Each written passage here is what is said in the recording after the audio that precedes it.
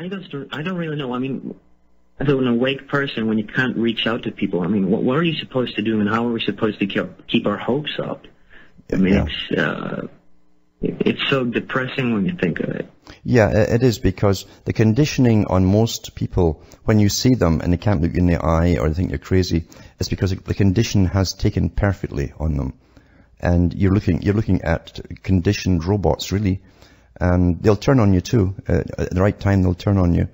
But that's the perfect conditioning. The ones who are awake generally have always been awake, or they've known something was wrong. And they can't be conditioned quite the same way. But you're in amongst most people where the conditioning has worked perfectly. And that's the problem. I've always said the elite have a symbiosis amongst the masses of people, the general mass of people. Because the masses always look towards government to solve problems, even if it's a fake problem put out by the government. We immediately run to help us, save us, you know. There's only very few people in between, in the middle, who don't want to be stinking rich and rule everyone else's lives for them. And they don't want to belong to the general mob that just goes and watches all the porn on their internet all day long, or ball games or whatever. So it's a small group really who don't belong to either camp. That's a problem. Because as I say, the masses have a symbiotic relationship with the elite. And eventually when they get all their agendas through, the elite will turn around and say, we couldn't have done it without you, to the masses. Yeah, and that's such a... I think it's disgusting. There's no other word for it. It's just utterly disgusting. Yeah? It is, and it's very depressing until you realize that you might be surprised that many of those in between who are not brainwashed or conditioned and who don't seek personal power can still have a voice and start changing things around. And that's the only hope that we have is to postpone it at least long enough. They'll either wither away or they'll come out with an even heavier hand. But that's when even the masses start to see it and they know something's wrong, when the heavy hand of the monster comes upon them. And that's what it might take. Stall them long enough until timetables, according to those at the top, cannot be stalled. If you can stall their timetables, they get awfully angry and they start using force. Force is, at least the use of force, terrifies the public, and maybe even to waking up a little bit. And that's all we can really hope for. It's because it's too perfect. It's been here too long, this system. But we cannot use violence and force. No, they're so perfectly good at getting us to kill each other or fight each other. This has been their strategy for centuries, and it's a perfect art of how to get it all going. We can't use that at all. And by the same token, we have to make sure that the elites don't come out with a heavy hand and start using open force on the general public. Here's the thing too. They have been using force, or at least deadly intentions on the general public, because they know how they've been dumbing us down. They know when they rob your mind, it's the same as killing you. And when they inject things into you too that make the autism bloom, and it also makes everyone quite a few points lower in the IQ scale, makes us all sick so that we'll die off early, infertile, etc. They are physically, literally, this is a targeting, this is a murderous rampage has been going on for a long time under the usual covert actions of the United Nations that always deny what they're doing. One of the top players in this who wrote about it, who taught Rhodes Scholars back in the 40s and 30s, internationalist again, who spoke, by the way, so he made a great speech in Sweden, was Toynbee. There were two Toynbees, father and son, and one took over from the other. But they literally taught the Rhodes Scholars for internationalism and to penetrate all governments and push them towards internationalism. He said, we always deny with our mouths what our hands are doing. And that was to become the mantra for every organization within the United Nations. We always deny with our mouths what our hands are doing. And that's still their strategy today.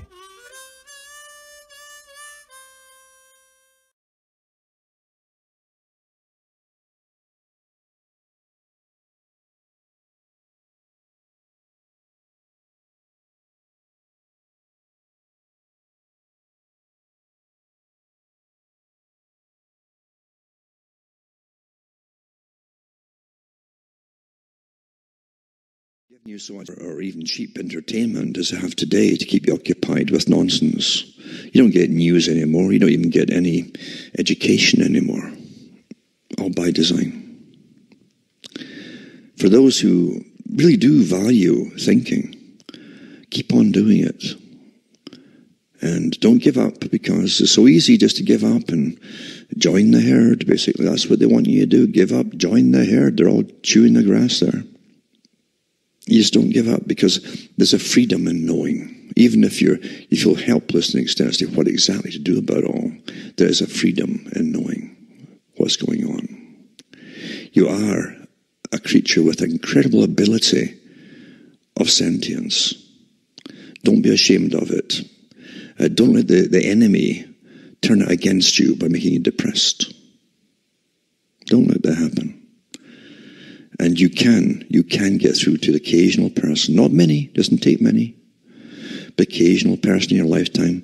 You can influence to them to such an extent that down the road, who knows? Who knows what can happen? That's how it's always been. Occasional one here and there, which that affects people down the road. That's how it works. That's how it really works.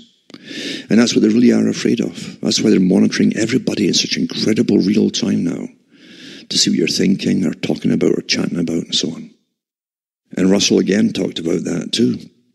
Eventually we'll catch them all, he says. We'll catch them all with scientific techniques. All that time ago, before they gave you the internet.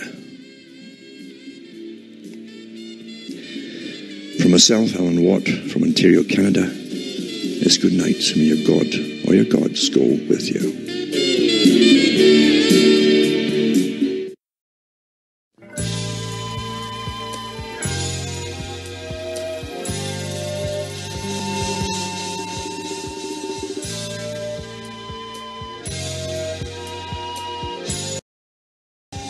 Hi folks, I'm Alan Watt, and this is Cutting Through the Matrix on the 26th of November 2017.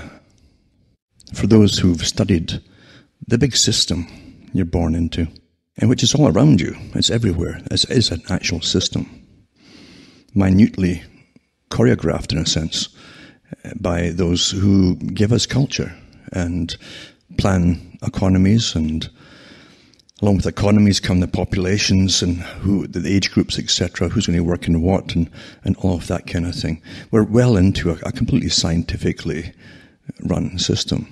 It's not conspiracy.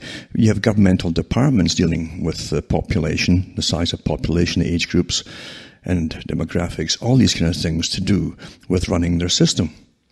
And you hear about it all the time. We need X amount of population for the next generation to pay off the debt and things like that. They're constantly being studied in statistics, etc., to make sure that everything works down the road for those who really run the world, because the people at the bottom don't have really much of a say in anything, really. You've got a bunch of choices in your life, so you think you're free, and your choices really are very limited. In reality, you might have a couple of hundred choices, but you're still limited. You have choices in what kind of shoes you want to wear, or what kind of colour clothing you want to wear, things like that. You have lots of choices, but with important decision making, it's all done at the top, naturally. Because those who run power, just like any corporation, must always ensure that down the road they're still in charge of whatever sector of the economy and sales are involved in. That's how simple it is. I say it's simple, but you have many, many departments all working in the same areas. Plus you have a lot of non-governmental organizations, literally almost private bureaucracies, you might say, who also get work farmed out to them by governments. All governments do that today, and more so than ever, in fact. So we're living in a big scientifically managed system. We've had lots of good movies down through the ages where they show you little glimpses and often in analogy to do with the system you're coming into as you're coming into it. But then also throughout those movies, before you're actually in the system itself that's portrayed in the movie, that was portrayed as sci-fi at the time. For instance, you had Minority Report to do with predictive crime and predictive arrest. So you arrest people before they commit the crime. And because you know they're going to commit the crime, You arrest them before they did it, but regardless, because you know they were definitely going to do it, then you charge them in the same way as though they had done it. That kind of stuff. Well, that's all on the internet too. It's incredibly minutely observed and monitored. And it's not my guess at this kind of thing. There's so many different agencies, again, privatized agencies working with governments all over the world. Because you're in a global system today. You're a completely global system. And the same agencies can work with many other countries too, using the same techniques for managing their populations in certain areas. We also had Brave New World, an awfully good look at how, for instance, at this present time, those who are considered to be the barbarians, the ones who come from a previous generation, you might say, into the present, how they see the present. And they're called by those in the present a barbarian because your values are old-fashioned, they say. They're out of date, out of sync, and they don't apply anymore. So it's quite easy to see how they call you a barbarian. You're quaint, mind you, you're quaint, and they'll smile and they'll tolerate you, but they can't go along with anything that you say to them. If you say to them, if you carry on like this, you'll be extinct, and things like that, it doesn't make any difference. They'll laugh at you. And we're pretty well there, aren't we? We're living in a system where, even an article I was reading from one of the government institutions recently mentioned about, they always say about live births, because now, with so many abortions, they always put down X amount of live births because there's so many who never get to get born because of abortion.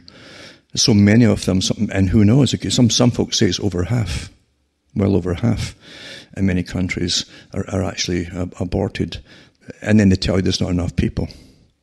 And they're constantly doing surveys too to see because they don't really want those in those countries to actually have children. They want to use it as an excuse to bring other folk into those countries because you're living in a completely different system, an international system today. And so it's been made to be international.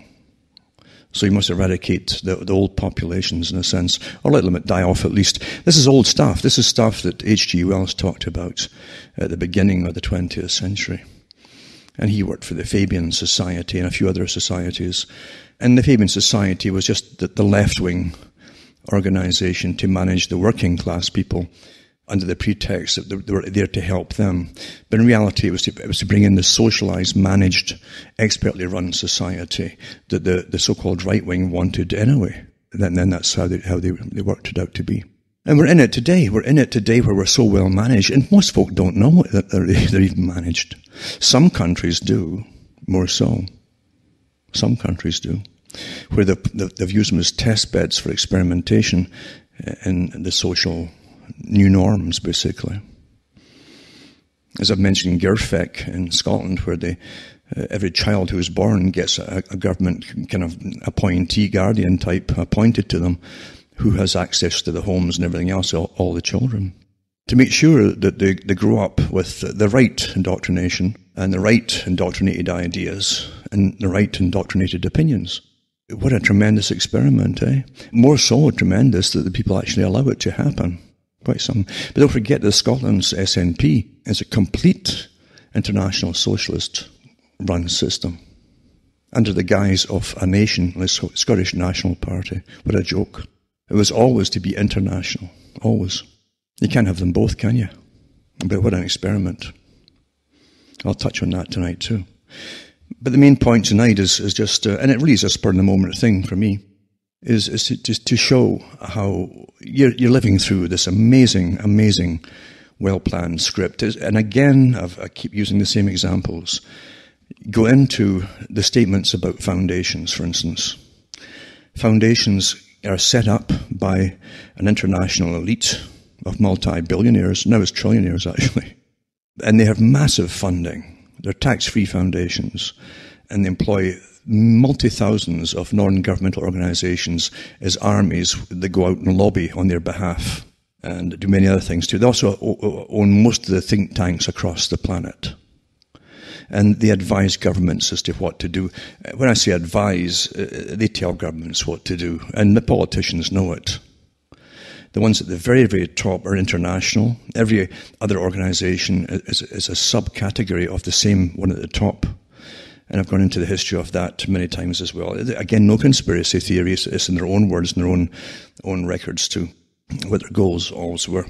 And that's what Aldous Huxley talked about in his interviews with Mike Wallace.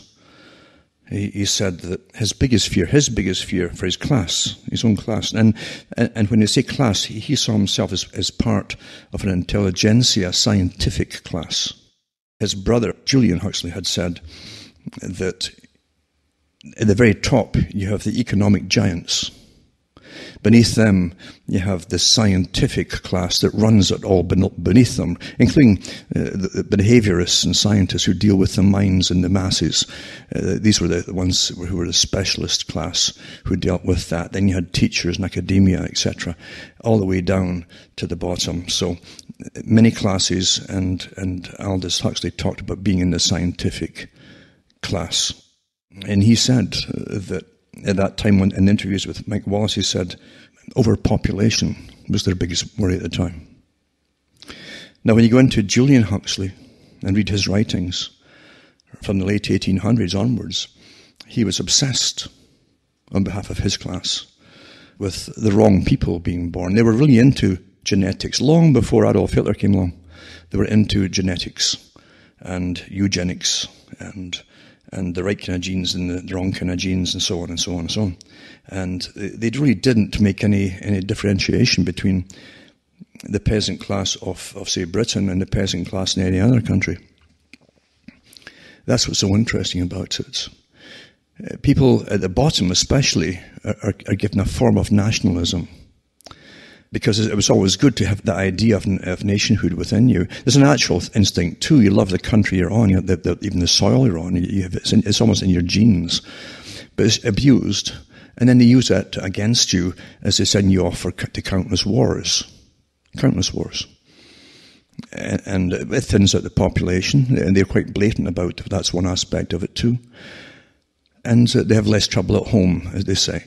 They say that many revolutions are caused by overpopulation. This is what they're taught amongst their classes at the top. And so they can do away with internal revolutions if you keep a safety valve off by simply exporting them to other countries, like Australia, Canada, and so on, or having wars, or both. But the wrong kind of people, as they keep saying, the wrong kind of people were getting born, and they wanted to do something about it.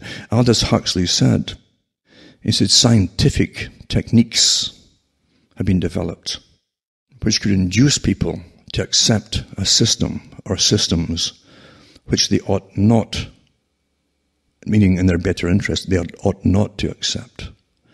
Techniques that would be used upon them, which they would be oblivious of, but which would act upon them, you see.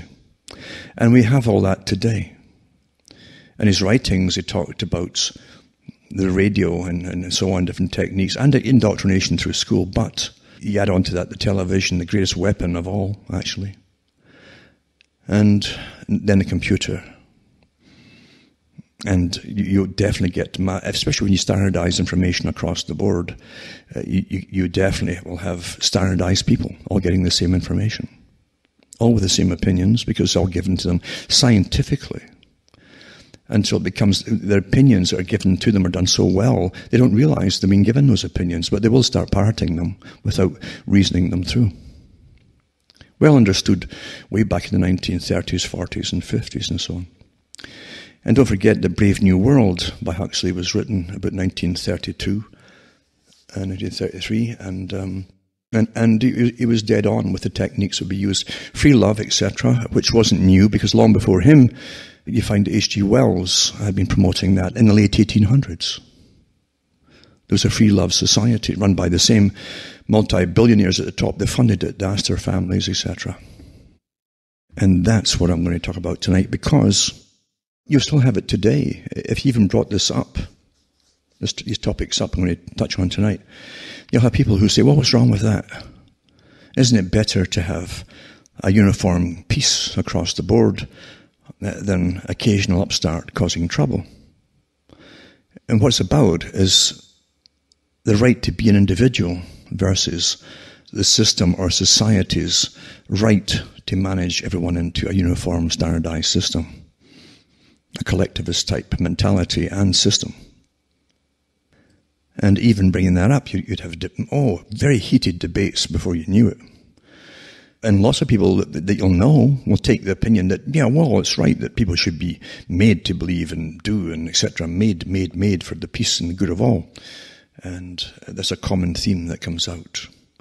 And it's exactly the same as those at the very top who do control the system have debated long ago, and they have chosen the fact that the system that they would make sure was going to be in place is the present system of mass surveillance. The predictive abilities of computerized systems to understand exactly every individual and where they're going to go in the near future, down the road, etc., by the data collection. And we're pretty well in it today.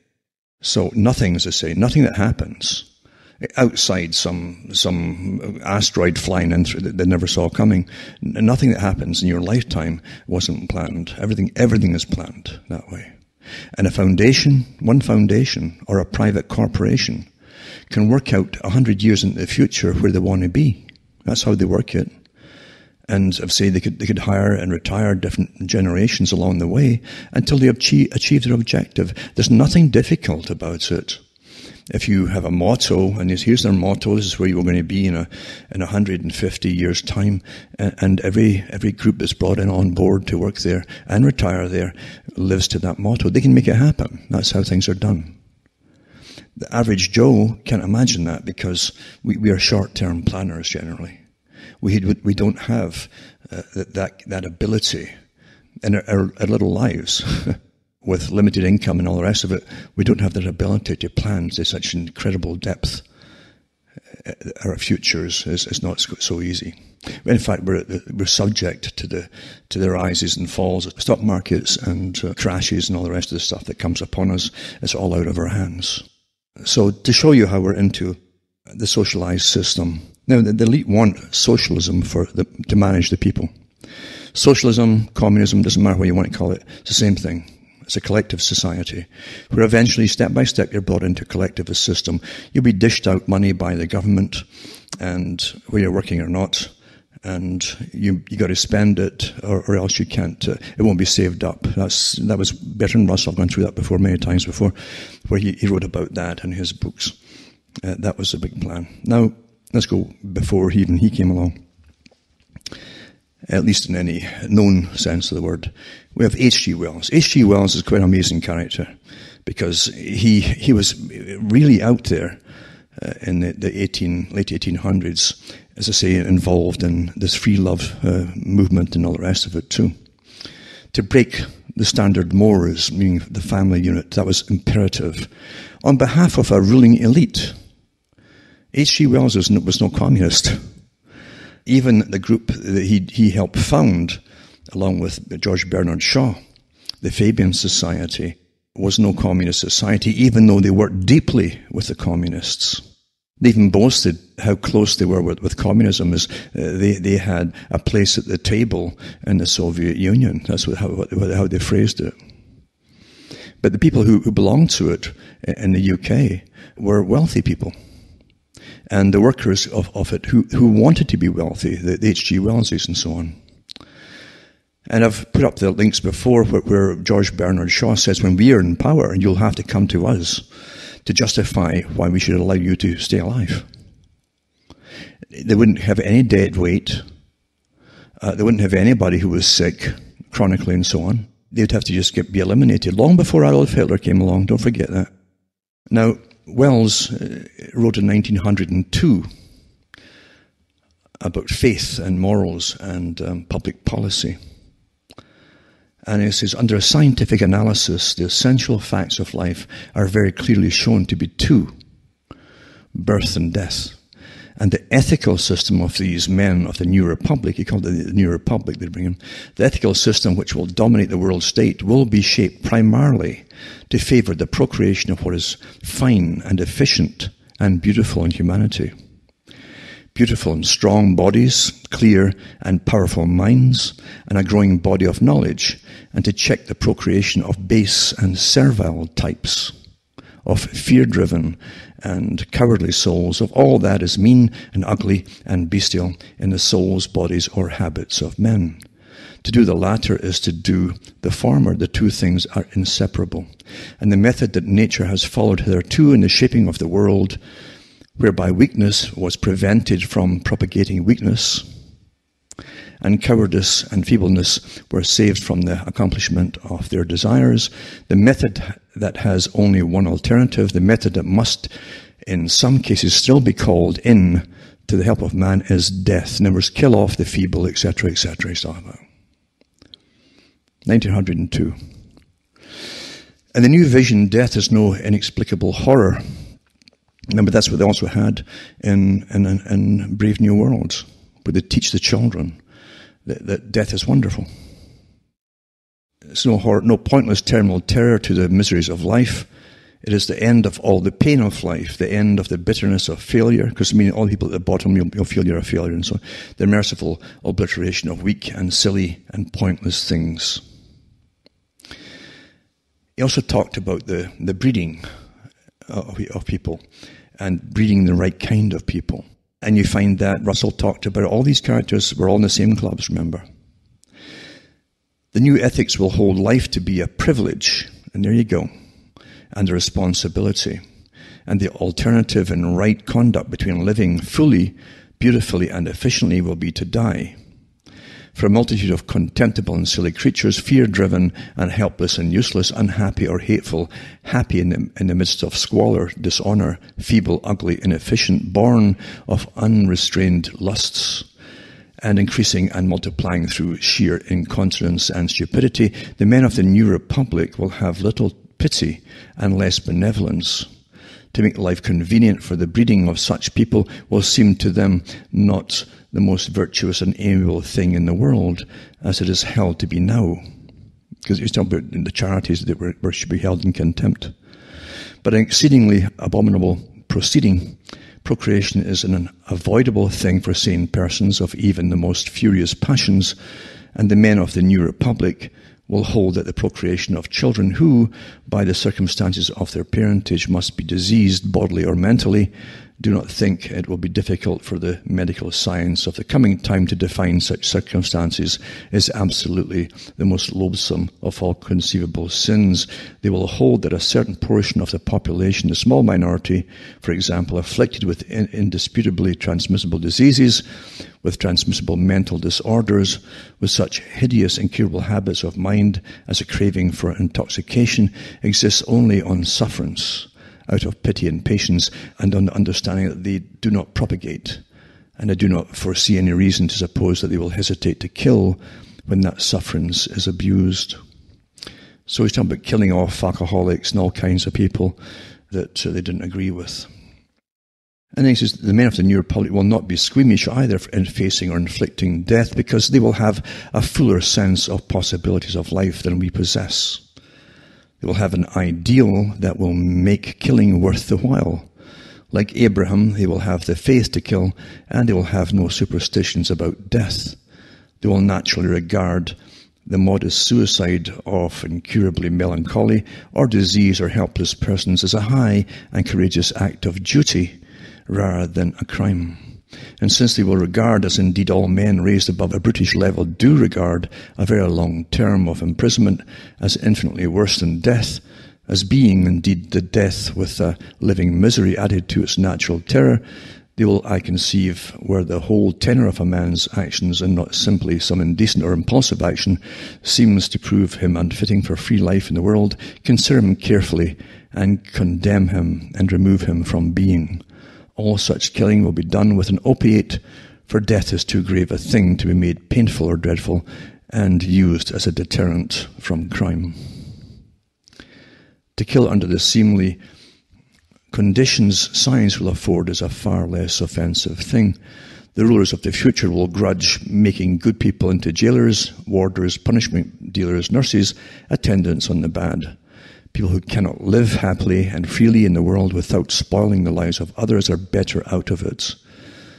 that is a current sentiment even today, but the men of the New Republic will have the courage of their opinions. And he goes on too about sterilization, sterile sex, and so on, which is awfully interesting because we're here today.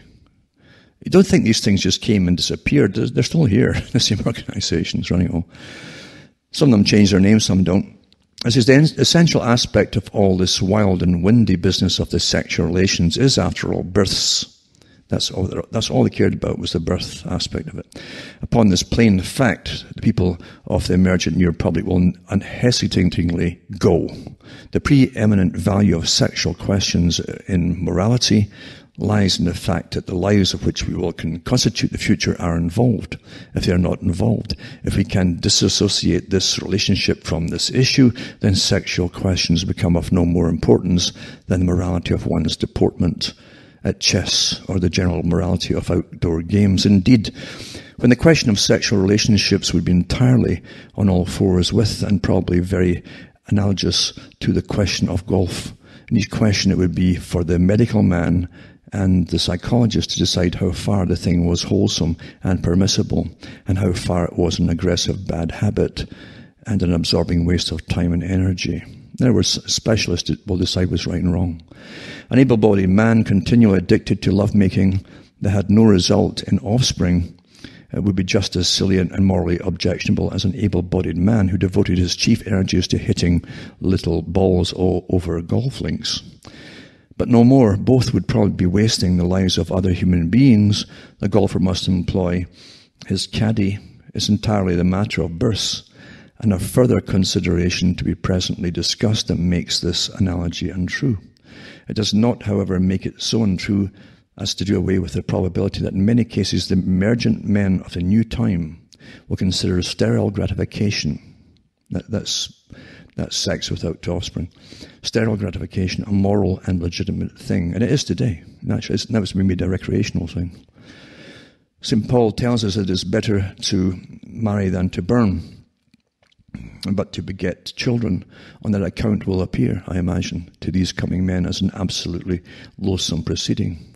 Most of the human types that by civilized standards are undesirable are quite willing to die out through such suppressions if the world will only encourage them a little. They multiply in sheer ignorance, but they do not desire multiplication even now, and they can easily be made to dread it. Sensuality aims not at life, but at itself. I believe that the men of the New Republic will deliberately shape their public policy along these lines. Well, it's already been done. The big movement in the 50s and even in the 40s by certain schools was to separate the bonding instinct from mating, from the sexual mating of the male and female. If you would separate the bonding part from it, then you'd end up with a recreational system. And that's what it is today. It's promoted through everything you look at, for goodness sake, just rut like rabbits, and that's it. That's supposed to be the healthiest thing you could possibly do. And any offspring that does come out of it is just mass abortion across the place. We take that as quite normal. There's nothing I'm reading that hasn't been done. But I'm reading from a time when it was still in the planning, and it was still in the early phases of putting it into operation. And then they go on to talk about the development of science has lifted famine and pestilence from the shoulders of man, and it will yet lift war for some other end than to give him a spell of promiscuous and finally cruel and horrible reproduction. No doubt the sentimentalist and all whose moral sense has been vigorously trained in the old school find this rather a dreadful suggestion. It amounts to saying that for the abyss to become a hotbed of sterile immorality will fall in with the deliberate policy of the ruling class in the days to come. At any rate, will be terminating evil. At present, the abyss is a hotbed, breeding undesirable and too often fearfully miserable children under the really very horrible morality of today. The spectacle of a mean-spirited, undersized, diseased little man, quite incapable of earning a decent living, even for himself, married to some underfed, ignorant, ill-shaped, plain and diseased little woman, and guilty of the lives of 10 or 12 ugly, ailing children, is regarded as extremely edifying spectacle. And so on. He really didn't like the working classes at all. Actually, they terrified him in case he ever had to be forced to join them.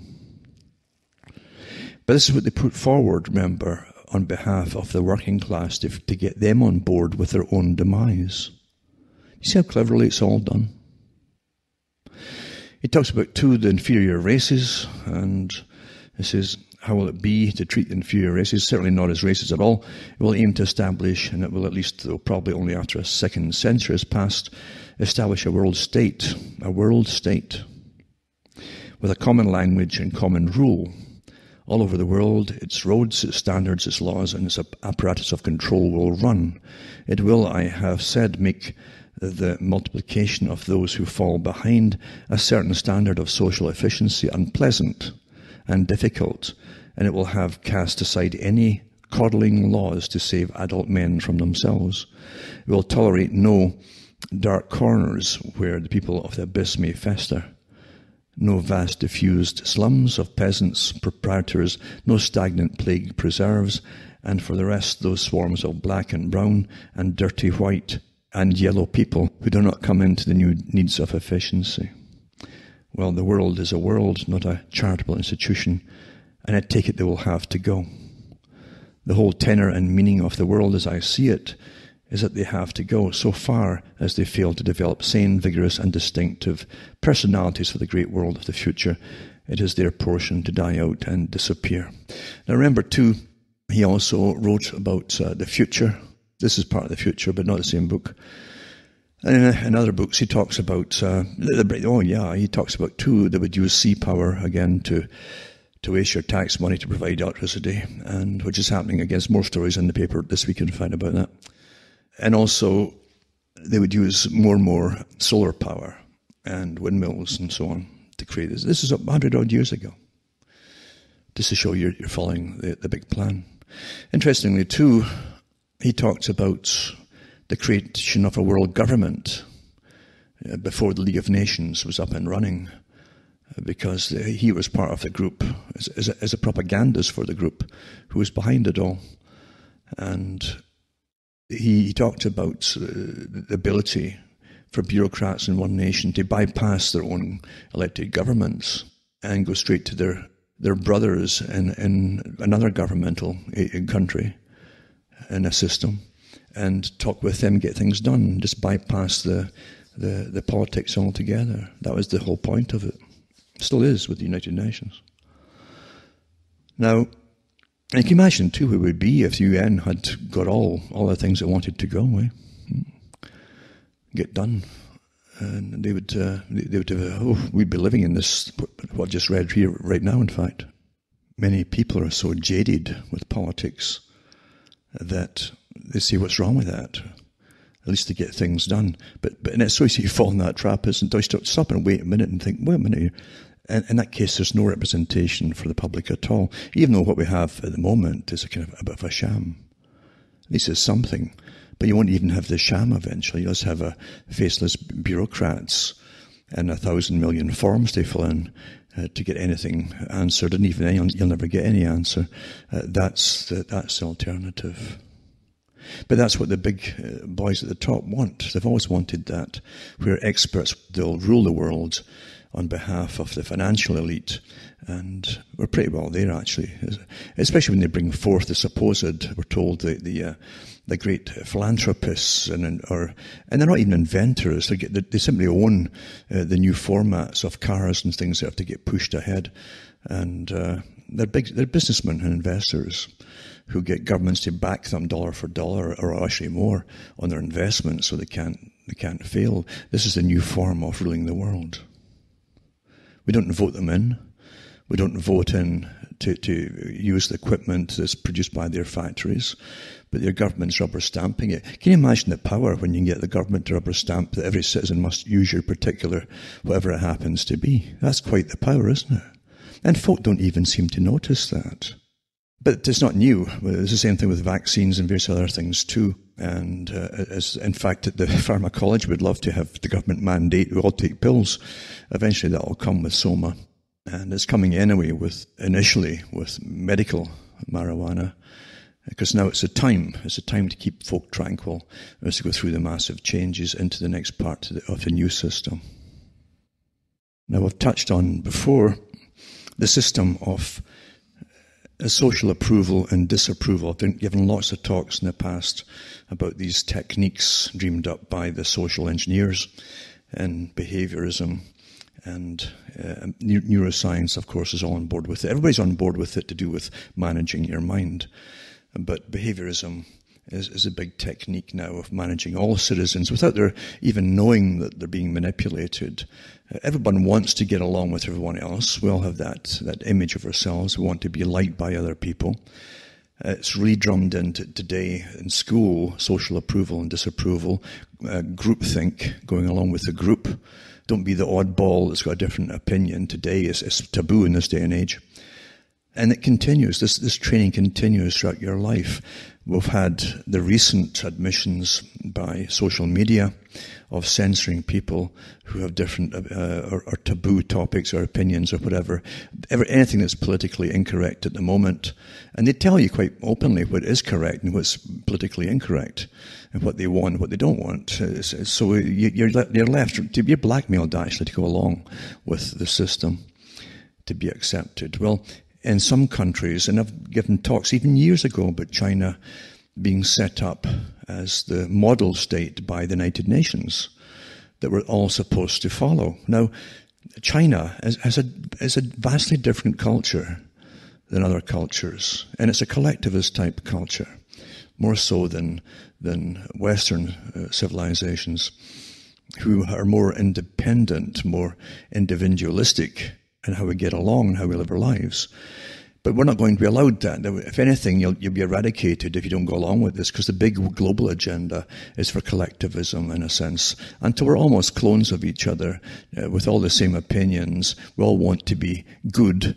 We want to be socially approved as good, and that way we can get our monthly pay from the government and so on, because that's where it's all supposed to go, as Bertrand Russell said years ago. The state will issue you your cash every month, where you work or not. And that's even been in the news recently again. I read it 2 or 3 weeks ago. Same thing, where they were considering giving everybody a basic income, where you worked or not. You're simply living a script. A script that's over 100 years old, at least. And social approval and social disapproval. Well, here's China. It says good citizens will get fast internet and other benefits. And this is from hired China, so it's actually for jobs in China. And fine, if that's what they want. If that's what they want, they can do what they want. Sure they can. But to force this system on the West, it could cause some problems, I think. Maybe not. Because the techniques I do not ever downplay on the West. I've watched people having their opinions changed all the time by the techniques that are used in science. This is by 2020, the behavior of every single citizen and legal person, which includes every company or other entity in China, will be rated and ranked participating in China's credit scores. The credit scores will be mandatory. This was published in 2014. The State Council of China published a document called Planning Outline for the Construction of a Social Credit System. In 3 short years, based on the government's plan, Chinese tech giants WeChat and Alipay have already launched their own credit scoring system. National Trust Scoring System exists now to rate people in China and secure them services based on the social credit score. And they have other citizens. You actually see it's already here, but you don't call it the same names. But basically, these other citizens, it could even be sock puppets, giving you scores on how good you are or bad you are, whatever it happens to be. A national database will merge a wide variety of information on everyone, assessing whether taxes and traffic tickets have been paid, whether academic degrees have been rightly earned, etc. Tencent, and developer of the messaging app WeChat, with more than 850 million active users, launched its own credit system early August, signaling that private social credit systems are alive and well. They mentioned the same thing about Alipay, etc. And it says, no one understands you more than data giants. Controversially, data giants do not hide that it judges the types of products shoppers buy online. Someone who plays video games for 10 hours a day, for example, would be considered an idle person. To tie that right in to what I mentioned earlier from H.G. Wells from 100 years ago. Someone who frequently buys diapers would be considered as probably a parent who on balance is more likely to have a sense of responsibility. Another category to assess credit is interpersonal relationships. Sharing what Sesame Credit refers to as positive energy online, nice messages about the government and how well the country's economy is doing will make your score go up. You can see where it all is meant to go. And Sesame has promoted the consumer benefits of a good credit score from a prominent dating profile on the Baha'i matchmaking site to VIP reservations with hotels and car rental companies. The social credit system in China also affects foreign business. Well, many reports have focused on how social scoring will affect individuals. A more interesting aspect might be its implications for doing business in China, including foreign companies. Actually, that's not a bad idea for scoring for rating the businesses, because some of these businesses are really ripping off their customers. Anyway, functionally speaking, the data will be collected from multiple sources by the so-called National Credit Information Sharing Platform. Do you understand the power that's in the hands of government with all of this? And used to generate ratings for each company. And people with low ratings will have slower internet speeds. That's what they're going to give you as punishment. And restricted access to restaurants and the removal of the right to travel. So you better be good. You better say all the right things and praise everything in the system and so on. That's where it's all going to go. Remember, this is the model state for the world to follow, according to the United Nations. And people with low ratings have slower internet speeds, restricted access to certain restaurants, nightclubs, and so on, removal of a right to travel freely abroad with restrictive control and consumption within holiday areas or travel businesses, will not be hired by certain employers and will be forbidden from obtaining some jobs. And that's what you have in this is still a single party system in China. And again, folk think nothing of it, do they? It's quite interesting to see all this. China has social credit. Beijing sets up a huge system. That was BBC, also on the same topic. And in most countries, the existence of a credit system isn't controversial. Past financial information is used to protect when individuals will pay their mortgages and so on, blah, blah, blah. But China has taken the whole concept a few steps further. The government is building an omnipotent social credit system that's meant to rate each citizen's trustworthiness. Well, there you go. It's interesting, though. I mean, I think some topics are too frightening for most folk to even take it seriously. It's, they could never do that, or they wouldn't do that, etc., etc. But that's exactly what they are doing. That's exactly what they're doing. And as I say, that's the model state for the world. Jack Satali mentioned it in one of his books as well, that you would be given slower internet speed and you would be censored if you had any opinions that weren't in line with the government. Now, look at the power, though. Being critical of government or any government policy could have you unemployed and living in poverty and maybe starving to death, just because you didn't agree with something that government was doing at the time. That's total power. That's what it's called, totalitarianism, isn't it? But no country is going to object to this. None of your governments are going to object to this because they want to bring it in across the board, across the world. And as I say, that kind of system might work fine in a country that is very collectivist by its own historical culture, history, and so on. But it wouldn't wash in the West so well, would it? Or maybe it would, I don't know. I think with enough indoctrination of the right kind, anything can be done to society. I've witnessed that too much of it in my own lifetime that's been done, that was written about again, often before I was born, by big players in this future planning industry. And it's all come to pass, so nothing really shocks me, in a sense. I can't see why they can't bring it in, especially if they get a culture in the West that's addicted to leisure or addicted to playing on the internet or whatever the particular thing it is. I think they could use that as a bargaining tool, be good, etc., and accept this and this and this and this, go along with all of these things and will allow you to keep playing yourself. I mean, I think that's literally how they could do it. Play itself will be of tremendous value in this bargaining that may or may not even go on. But there you go. That's that.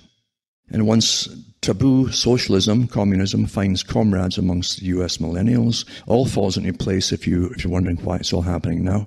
Nothing happens by itself. It's all coerced and managed to bring all things together at the right time for particular agendas.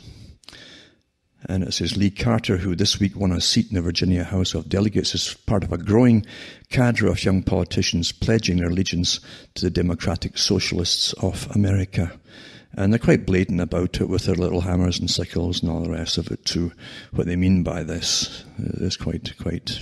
And what's amazing really is the fact that most folk have access to the same information that I have and you all have, but most folk don't look it up and find out why is all the top international corporations, the so-called capitalists, on board with forcing a form of socialism across the world on the masses of the public? It's always been that way though. From even before Lenin came along. It was always the elite behind all this kind of stuff. And a managed society, as H.G. Wells talked about, would make it much, much easier for the elite to rule the world by planning who gets born, who doesn't get born, who they can eliminate, etc., etc. Make it much easier for them to manage it all. Now, talking about the mass indoctrination and so on. Now, Scotland is a test base for GIRFEC. I've mentioned that before. Getting it right for every child is supposedly called. There are a few names for it now too, and things added on to it under the so-called wellness program. This farce of wellness. For the new system, you understand, once you're in a collectivist society and you're given the bare minimum to live on every week across the board, basically, then you're in a collectivist society where the state's in control of dishing out the cash for everybody, whether you're working or not. A centralized system. That was what communism was, of course. And technically the state was in charge of everything. But even in the communist system, it wasn't. The state didn't own all the means of production because many corporations worked in hand in glove with the corporation, the actual corporation of the government, that is. All governments are corporations. And so it was a bit of a farce. And plus they did have private banking systems over there too for the elite that ruled the Soviet system. It had the little caveat that it was allowed if you did make profits off the back of labourers. Not kidding you.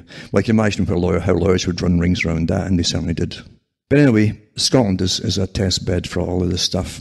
It's got wellness. Now, wellness, I did talks on that years ago when I saw this creeping into how's your wellness? And they did surveys, you see. Oh, people could be awfully poor, but their feeling of well-being was just hunky-dory. Well, you could drug folk and starve them to death at the same time. And they'll tell you as they're starving to death, they're feeling just hunky-dory. Their wellness is fine.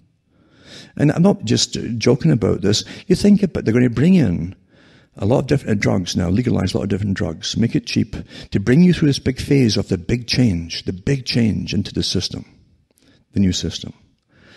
And if you got you drugged on some kind of soma, then all the better. Doesn't matter what it is, as long as you can just, drop out, and be all happy. How are you feeling today?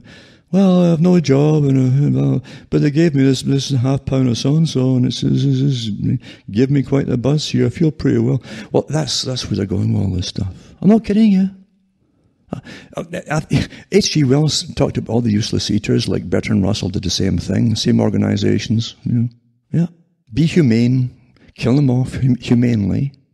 So here's this thing to do with GIRFEC. It says postcards from the fringe. At Times Trust and Scottish Home Education Forum held a fringe evidence session Wednesday, 15th November 2017 to gather views on the Children and Young People Information Sharing Scotland Bill, which is currently before the Education and Skills Committee of the Scottish Parliament.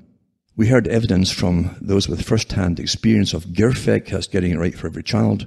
That's where every child is given basically allocated a named person by the government at birth who will check into them all the time throughout their lives, basically, to make sure that they're politically correct, etc., as far as I can see. Then they give the Shanari, is another thing here, Shanari, a name persons policy. So it's GIRFEC, Shanari, a name person policy. The parents and families on the receiving end of practitioners' well-being subjectivity. You can tell you're in a socialist country with all these terms. Despite the fact that Parliament didn't think it necessary to seek the views of and hear from such vital players in this debate, the evidence from parents and families is nevertheless crucial to deliberations over this legislation, because it is they who have and will continue to bear the brutal brunt of such ill-conceived, poorly drafted legislation. The legislation is totalitarian in its whole concept.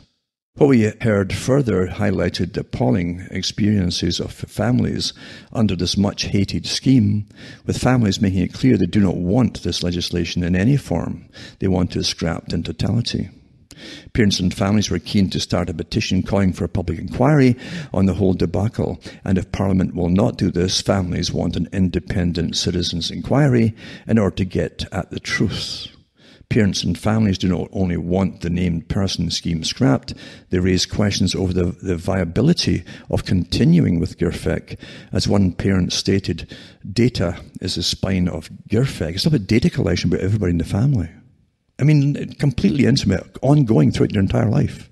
Because they also have the GIRFEC for every adult now too, they're trying to push through. Says, how can it work given the ruling from the UK Supreme Court last year? Some of those who gave evidence accompanied us down to the Parliament at the end of the evidence sessions, and one young person who has been a victim of legislation presented, James Dornan, member of Scottish Parliament, convener of the Education Skills Committee, with over 90 pieces of evidence of families' experiences. We hope Mr. Dornan and every member of the committee read and hear these experiences. It's a massive experiment, and it's much bigger than, and they won't, the Scottish Parliament ain't going to tell the people that it's above even them. They're all working in concert with a much higher organisation, global, and Scotland is a test bed for all of this social engineering and all the damage. As you understand, if you're working class and all the rest, you're just written off. You're completely written off as part of the experiment. Just like test rats. Rats in laboratories, once they've had all the tests they've done on them, they're always killed by law. I'm not kidding you. And then they're dissected. That's what they do with them. They don't keep them alive if they survive different injections of disease or whatever. They literally kill them. And with all this incredible meddling in people's brains and their minds and in their family life and their personal everyday living, they don't give a darn the damage it causes to people. They really don't. Another one, too, getting it right for every child. GIRFEC, I'll put this up to this link so you can read it for yourself. Remember, this is a test for the world. You'll all get this. It would fall in right in with China. I'm sure they have a system in different systems in China. Was even better, tweaked, you might say, for total engineering of every citizen as they're growing up. This is GIRFEC's a national approach in Scotland to improving outcomes and supporting the well-being of our children. Well-being is a very broad thing. It could mean anything you want. Of our children and young people by offering the right help at the right time from the right people. It supports them and their parents to work in partnership. Well, the parents didn't ask for anybody to work in partnership. You understand? Parents are supposed to be parents, but again, they're telling you, no, you're not anymore. All children are ours. That's what the state is telling you. That's what Bertrand Russell said. He said, we used to think, we, meaning the Socialist International, he was a Lord member, part of the right-wing group at the top, who ran the left wing. And he talked about them. He said, we should think we'd have to take all the children off their parents at birth and raise them independently so they weren't contaminated with the views and opinions of their parents. He says, but now we realise that by the right indoctrination, if we get the children young enough, even in the kindergarten phase, we can so indoctrinate them scientifically that any parental input will be null and void or will be of no consequence. It'll be so perfect, you see. Here you are. It's all here. It's all here, folks. So it's quite an article. I'll put these up for you to read. And then you've got from the government too, another one too on the same topic from the government. But this one here is a brief introduction to GIRFEC, Shanari, and My World. GIRFEC. They're all well-being indicators necessary for a child, young person to reach their potential, blah, blah, blah, blah, blah. And the My World Triangle is a pictorial representation of assessment tool used with individual children to determine which of their needs are being met. Now, who decides what their needs are? Well, the state will, of course. And it's also with emotional and everything else need to, including if they want to change anything, they can do that as well. And one thought on a brief introduction to GIRFEC, Shanari, and My World too. It's got links going into the government, etc., etc. Quite amazing, eh? All this stuff that we'd read our whole life, well, I read them our whole lives, and you're living through the phase of it all being implemented is quite amazing, isn't it? And so blatantly too. If you'd mentioned that again 40 years ago, folk would laugh, oh, that, they could never do that, their parents would never let it happen. Well, look at it today. Russell too said back in the 50s, he says, we're training a generation to only listen to experts, and they won't be able to do anything by themselves unless an expert tells them how, including changing, he said it, the nappy at the time was Britain, it was called a nappy, it's a diaper, on their own children, which at that time was seemed ludicrous because everybody knew how to do that. But now they don't. They've been trained never to believe their own instincts and abilities. You must get an opinion off the television as some expert brought on how to do this or that, or simple things. So there you go. It's all there, isn't it? It's all there. And then again, too, television was awfully successful in separating the parents from the children, even the men from the women. I mean, everybody for a long time had their own TV set in their own different rooms. Quite some of the way it's been worked out very efficiently. Now, I've mentioned too that for the last few years, it was like a switch had been pulled on all the press, and suddenly you're not getting real news anymore. It's all nonsense and junk and basically baseless stories when you look into things. That's the new normal for us all across the board. I went into the Levinson inquiry in Britain, and the one they had in Australia too, and across other British Commonwealth countries. And all these things went into force at the same time. And this article was from 2013, and it's about, the push to control all the press. Because Harman warns of full-on laws to control press if papers do not sign up to Royal Charter. And it says the Culture Secretary Maria Miller told members of Parliament that papers cannot be forced to sign. Then it threatens them all if they don't go along with it and sign on to this new watchdog of watching what they say and so on and so on. See, that's how it all started, with the inquiries in Britain, in London. And they talk about the Culture Secretary. I've mentioned before, everybody's got a Culture Secretary and a Culture Department and so on. It's quite interesting, isn't it? As they change their culture, they still have a Culture Department, which is there to make sure that you're adapting to the new changes in culture. Quite amazing, eh? And they're going to police it and fine people and force folk out that won't go along with it. Also, in the US, they've just struck down a bill, some old law that's been working up to the present time, to stop monopolies, real bigger monopolies of media concentration. Now they're allowing them to basically have corporations own maybe a half or more of all of your media and outlets too. That's in the press now too. Because now it's time, you see, to go into the one world system and into the new controlling organization that controls the world. That's what it's all about, global. And lots of folk will go along with it thinking, well, what's wrong with it? If we can play our lives and be good and do all the right things we're told to do, and perpetual childhood is what it is. And maybe some folk can, actually a lot of folk probably can. They probably will love socialism, as long as they get careful nudges before they get hammered to get them back into line if they're going off on the wrong track without knowing it. They might just enjoy it. Sad but true, perpetual childhood in a world run by experts, and a tier above it all. It's almost like getting above the clouds, where the real world is, the real world where you know everything is being done, you're part of doing it all. But below the cloud we have the ordinary people across the planet who are kept in a scientific maze, basically. That's sad, isn't it? But that's the way it really is. For me, it's always been evident that they use galvanizing techniques to force us into the next system, and the next system has to be done in such a way, in a crisis situation, you might say, to get us into it. Thinking we're just, actually, we must always be taught that they're helping us as we get plundered. Because the next step is to bring in, as I say, the governmental minimum pay thing across the board, whether you're working or not. In a service economy, they know that we're going down the tubes. It's meant to go down the tubes. They knew that before they brought it in. And you could do books and books and books on that alone. It's just too easy. But anyway, the European Central Bank wants to end deposit protection, I've talked about this before, and offer savers appropriate amount of their own money. This is from the central bank. The World Bank's in on it too, and IMF and all the rest of it. Anyway, covered deposits no longer need to be protected, according to the European Central Bank, which was proposed this month to stop withdrawals when a bank is on the verge of failing. Covered deposits and claims under investor compensation schemes should be replaced by limited discretionary exemptions to be granted by the competent authority. I like that part, the competent authority, which is themselves, in order to retain a degree of flexibility, to the bank's proposal. And so the current €100,000 deposit level currently protected in the event of a bail-in would no longer be available.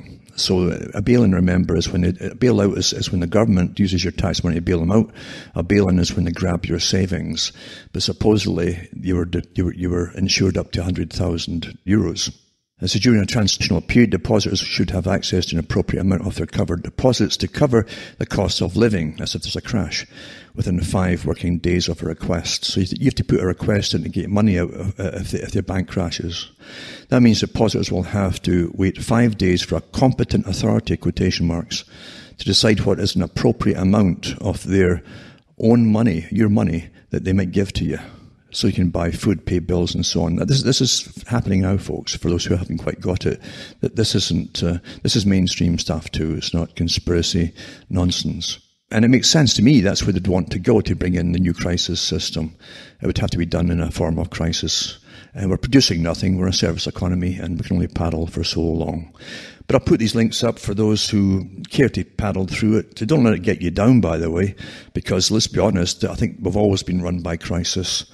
And whole generations that were run in the past with their own forms, not quite as efficient, of social engineering and, you might say, diversions off the mind. But today we're into an awfully good, all-encompassing form of it for sure. Anyway, from myself, Alan Watt from Ontario, Canada, it's good night to me, your God or your gods go with you.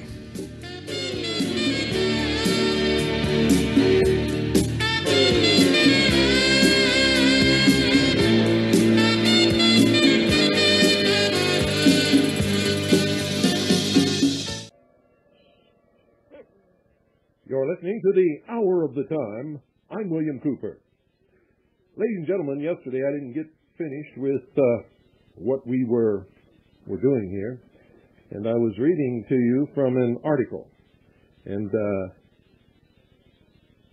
it's called Chiapas and Montana. It's, let me see, let me find the, I want to make sure that you know all about this thing, just in case you're catching the tail end of it. Chiapas and Montana by James Murray. And this article appeared in a book called Race Trader. I cannot stand racism in any form. It is a plague, a blight upon humanity. It is responsible for most of the pain and heartache and bloodshed that's ever been perpetrated in the history of this earth. And it's all mixed in with religion and the concept of a master race and a whole bunch of other baloney. And that's exactly what it is, ladies and gentlemen, baloney. People are just people. Doesn't matter what color they are. Doesn't matter their ancestral origin. It just doesn't matter. Here is what they believe, and I'm reading this directly from the magazine. It says, the white race is a historically constructed social formation. It consists of all those who partake of the privileges of the white skin in this society. Its most wretched members share a status higher in certain respects than that of the most exalted persons excluded from it, in return for which they give their support to a system that degrades them. And here's their solution. The key to solving the social problems of our age is to abolish the white race. That chance, you know. I can't understand how they can get away with making a statement like that. You know, if somebody just even alludes to damaging any of the other races, there is the biggest hue and cry that you've ever seen in your life. Now, in case you think I'm some white supremacist here spouting nonsense, you're full of nonsense. I'm part Native American. I'm married to a 100% full-blood Chinese woman, and I have spent most of my life fighting racism in all of its various forms. And the reason I'm reading this is it's an article about the militia and the Zapatistas down in Mexico, and it's comparing the two. And I finished most of the article yesterday, all but 2 pages, which I'm going to finish right now. So if you missed it, order yesterday's tape. You can order any tape of any broadcast of the hour of the time just by specifying the date and or the subject. But the date is the primary importance. So remember the date. Yesterday was January the 5th. And so if you want to order that tape, order January the 5th. And you can order them simply by writing to Harvest Trust, P.O. Box 2470, Pinetop, Arizona 85935. I don't remember what the tapes price are, folks. Send us $1 in a self-addressed stamped envelope, and somebody will send you back a complete list of tapes and all the prices and catalog and all that stuff. Or you can find out real quick just by going to our webpage. It's harvest-trust.org. Harvest-trust.org. Once again, here's the address for Harvest Trust. Harvest Trust, P.O. Box 2470, Pinetop, Arizona 85935. Now, this broadcast is not a commercial broadcast. We don't sell stuff on this broadcast. I'm just telling you that as a service. This broadcast and the station are actually run by a non-profit charitable trust, the Independence Foundation Trust. And if you want to write to the broadcast, it's a different address altogether. It's HOTT, H-O-T-T. That stands for the hour of the time. HOTT, H-O-T-T. In care of 101.1 FM. That's 101.1 FM. P.O. Box 940. That's P.O. Box 940. Eager, spelled E-A-G-A-R, Arizona 85925. That's HOTT. HOTT stands for hour of the time. In care of 101.1 FM, P.O. Box 940. That's P.O. Box 940. Eager, spelled E-A-G-A-R, Arizona 85925. So if you want to write to the broadcast or about the broadcast, or you want your letter read on the broadcast, that's the address you should use. If you want to know about Harvest Trust and what they've got to offer, write to Harvest. It's just the very end of the article. Quote, and this is the start of where we left off. The militia's grass-rooted non-organization makes it impossible to believe they could agree among themselves long enough to ever set up any revolutionary government structure above the county level. All the better. We have no need to fear another Aryan republic. The militias will never overthrow the government in the vanguardist style. However, it is within the realm of possibility that they could very well make large portions of North America ungovernable. Whether one would favor such a non-state of affairs depends to a large degree on how much one has to lose. The residents of Starr County, Texas, south central Los Angeles, and northern Idaho might agree it would be an improvement.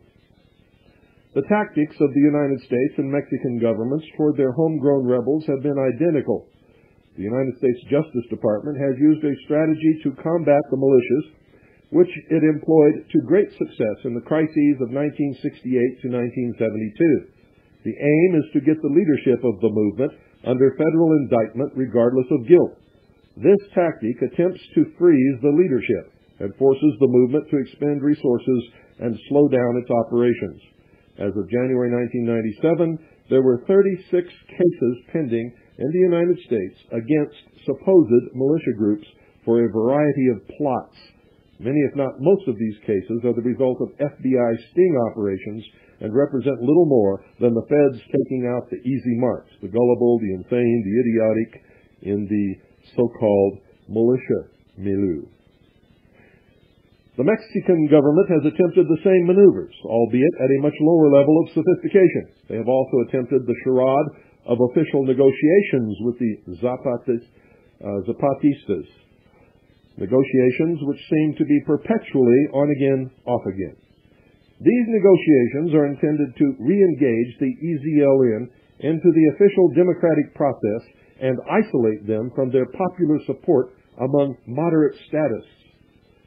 These negotiations are roughly analogous to the 1994 congressional elections in the United States, in which the media gave much attention to the supposed anti-government revolution led by Newt Gingrich and his crew of sky god-fearing stooges. These tactics have failed, both in the United States and Mexico. The Zapatistas have consolidated their movement and been joined by several other guerrilla bands, all opposing the elite controllers of Mexican society. And despite the terror of the Oklahoma City bombing, the militias have grown as well, with the added serious awareness on the part of the participants that involvement in militia units can get one killed or sentenced to life in a federal gulag. But even with that shared knowledge, the militias have grown and spread their web, far from falling into stunned disarray like the anarchist post-Haymark of the radicals post-Kent state, liberals, who couldn't make it work. The militias have grown stronger under open oppression. At this point, the Zapatistas and the militias look remarkably similar. Hounded by security forces, patronized by politicians, these women and men appear to be revolutionaries, settling in for a long haul. In late October 1996, United States Representative Maxine Walters spoke on national public radio concerning the then-breaking story of the CIA Contra cocaine scheme. She said, African Americans were perhaps, quote, behind the curve, end quote, on what was really happening in America. She said people all over the country were, quote, waking up, end quote, to what had been portrayed in the media as, quote, angry white middle-aged male syndrome, end quote. Perhaps 40-plus years of police-state repression is coming home to roost in Mexico, South Central Los Angeles, the Rocky Mountains, and the Great Plains. The expressions will be diverse and rooted in local culture. The strains will not be synonymous. No single big theory unites them. Those of us who continue to dream and work toward the emergence of revolutionary situations welcome them all, even if we do not wish to actively sign up for any of them, for these are the expressions of the monolith cracking. End of article. That's written by a man who wants to exterminate the white race and is an extreme left-wing Marxist, radical, liberal, social revolutionary. So, if the far left is beginning to give credence and recognition to the militia movement, somebody in Washington, D.C. had better start doing the same. Because I'm here to tell you, they're deadly serious. How do I know? Because, folks, I'm one of them. If you want to write down this number, ladies and gentlemen, please do so now.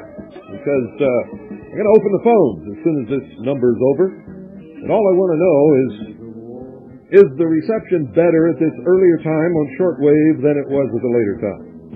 In other words, at 8 p.m. Eastern Standard Time, are you receiving the hour of the time better than you were at 11 p.m. Eastern Standard Time?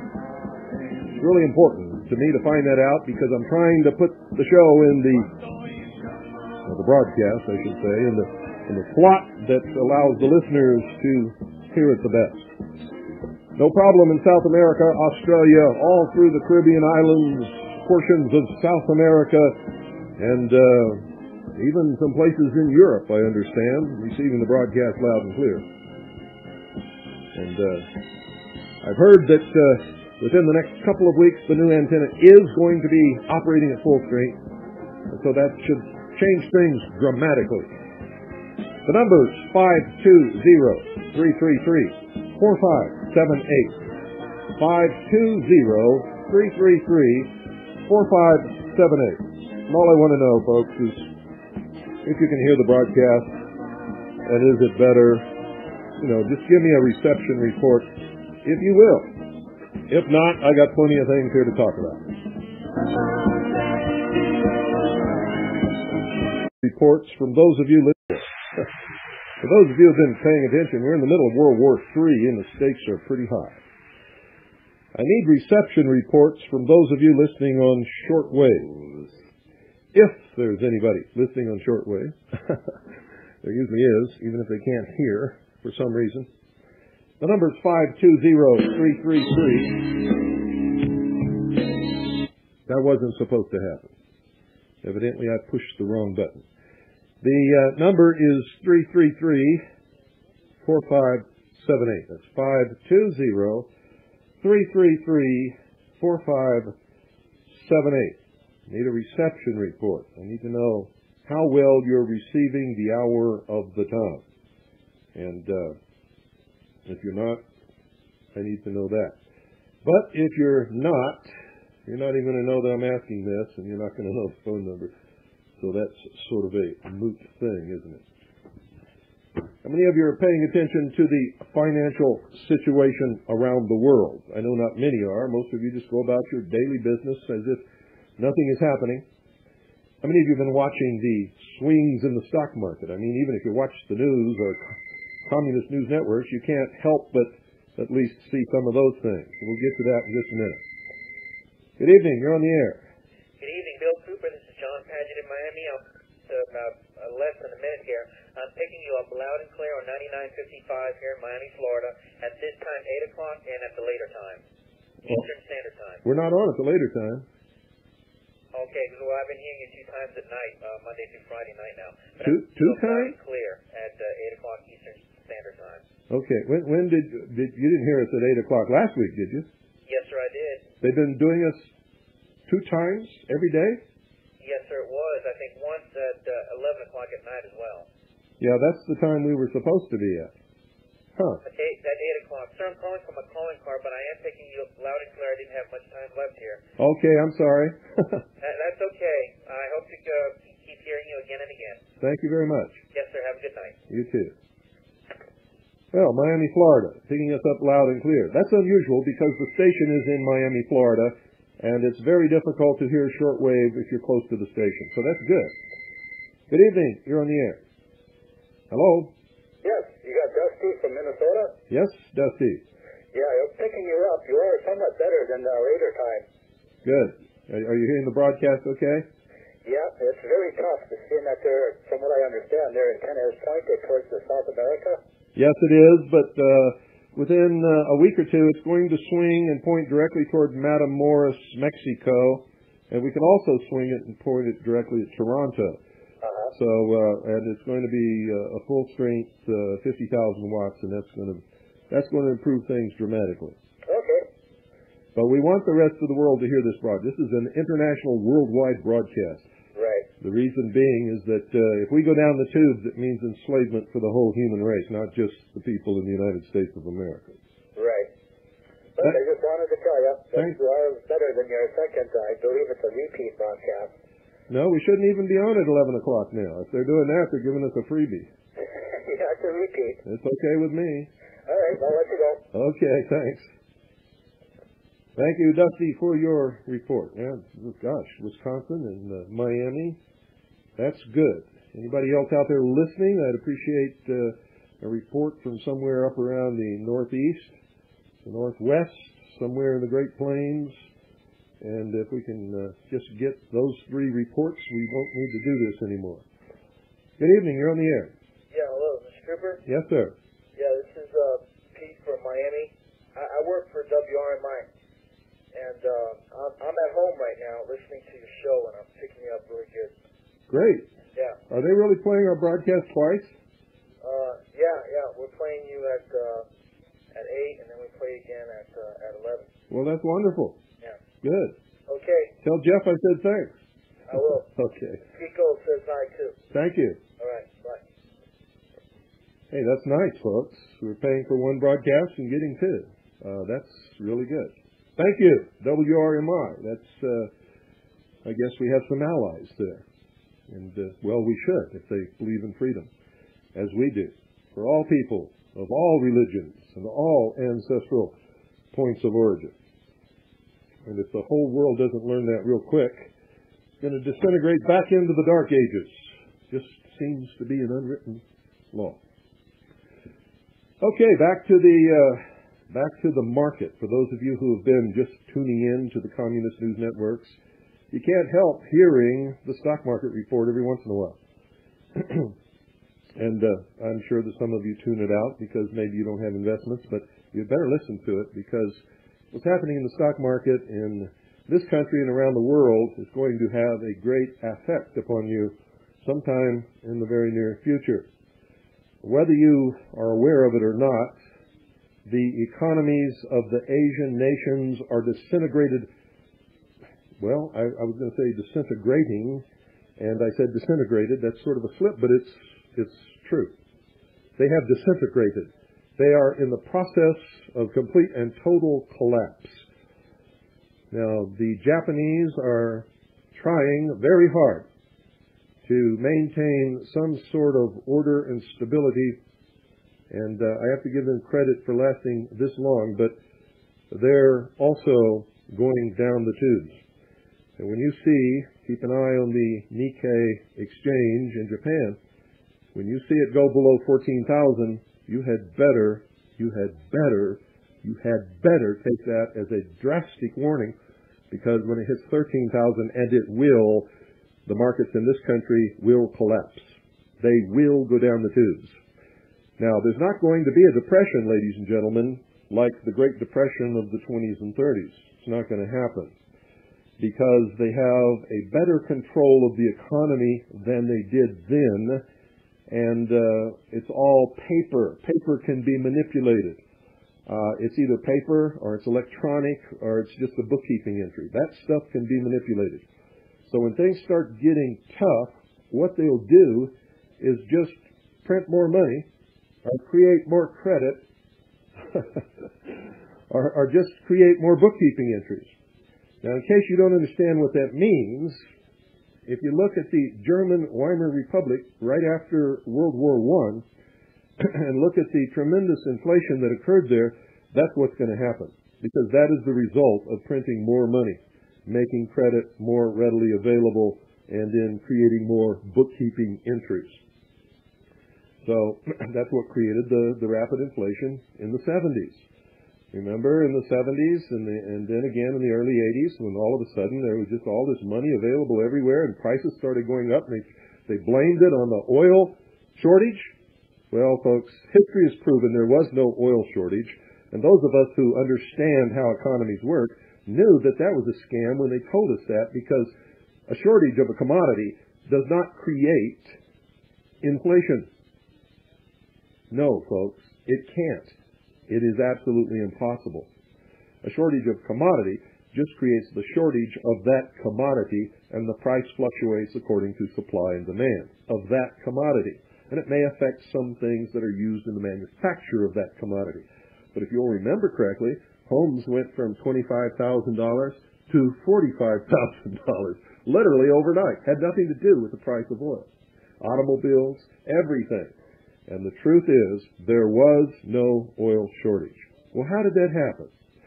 It happened, folks, because the man that you all thought was the greatest guy in the history of the presidency of the United States, Ronald Reagan, kept increasing government to the size and spending money way beyond the ability of anybody to pay for it. At enormous interest rates, he was borrowing money on the full faith and credit of the United States of America, issuing bonds. And where do you think that money was going? It was going out into the economy. In other words, Ronald Reagan printed money on a scale that's never been done before in the history of this country. That's what really created the inflation of the 70s and the 80s.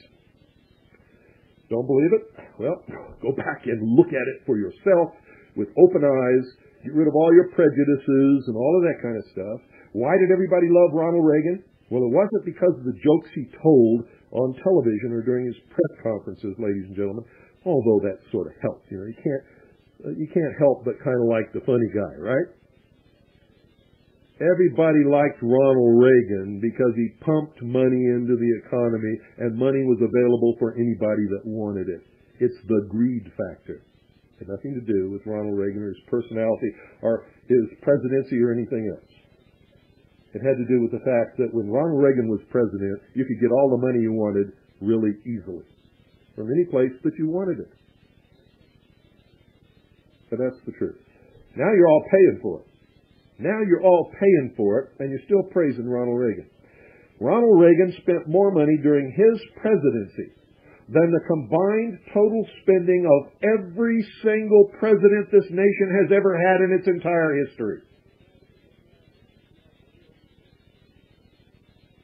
He took the American dream away from young couples today who can't even afford to purchase a home now. Think about it. You know why your wife and your oldest children also have to go to work now today? When before the Ronald Reagan presidency, folks, guess what? The head of the household could hold out a job and support the whole family, usually with no problem. I'm talking about middle-class families.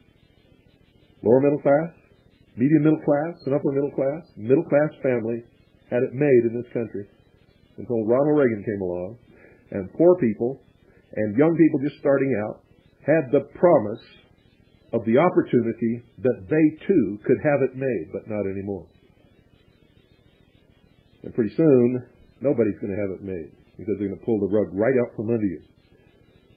You see, the Asian economies cannot fail without bringing down this economy also. Now, I've had people laugh in my face when I've told them that.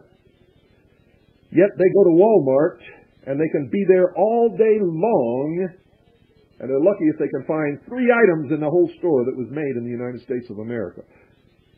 And of all of the ones that are made in foreign countries, most of them are made in Asian countries. Or the parts were made in Asian countries and they're shipped to places like Mexico where they're assembled. Check it out. And the next time you lift the hood of your Dodge or your Plymouth, check out what name is on the engine. Yep, that's right. Mitsubishi. No different with Ford, folks. And a lot of these cars are assembled in Brazil. All the parts are made in Asia, assembled in Brazil. Shipped to the United States, sold to Americans. Yeah. You wonder where your jobs went? Ask Bob Dole. Ask Bill Clinton. Ask Rush Limbaugh, who supported NAFTA and GATT. Whole-scale desertion of manufacturing from this country to third world nations, supported by so-called conservative Americans who care about the status of the American worker.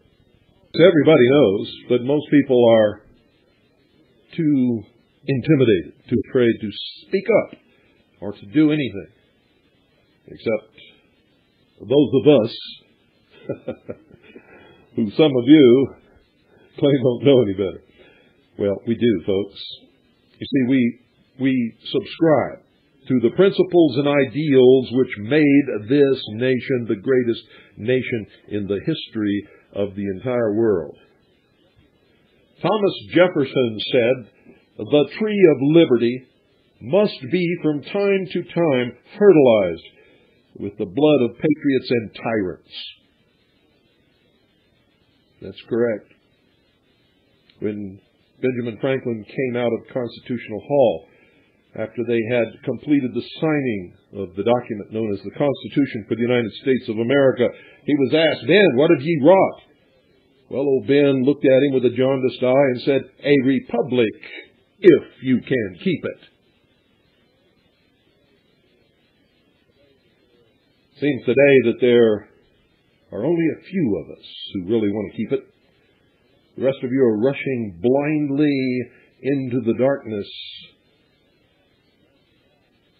Down the path, you haven't got the slightest idea what you're going to run into, stumble over, or fall over. But you see, that's only because you haven't studied history. You don't understand who's bringing this about, what they believe in, and why they're doing it. Those of us who do also know that to ignore the lessons of history is to repeat them over and over and over again. If you want to know what's coming, look at the history of socialism and communism. For that is exactly what it is. Haven't you wondered why all of a sudden everybody on the television and everybody in Washington, D.C. has taken to calling this a democracy? Talking about the great democracy and the democracy of this great nation, and democracy this and democracy that. Democracy, democracy, democracy, democracy. If you'd studied the history of this nation, you'd know that it is not a democracy, never was intended to be. It's a constitutional republic based upon checks and balances.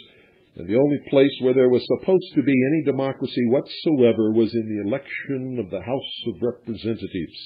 The president is not elected by the people, never was and never will be. He's elected by the Electoral College. And the Electoral College does not have to vote the way the people vote, and never have had to. Most of you, even though you've gone through all of the 12 years of elementary school, middle school, and high school, and many of you have completed 4 or more years of college, you still don't know those things. It's a constitutional republic.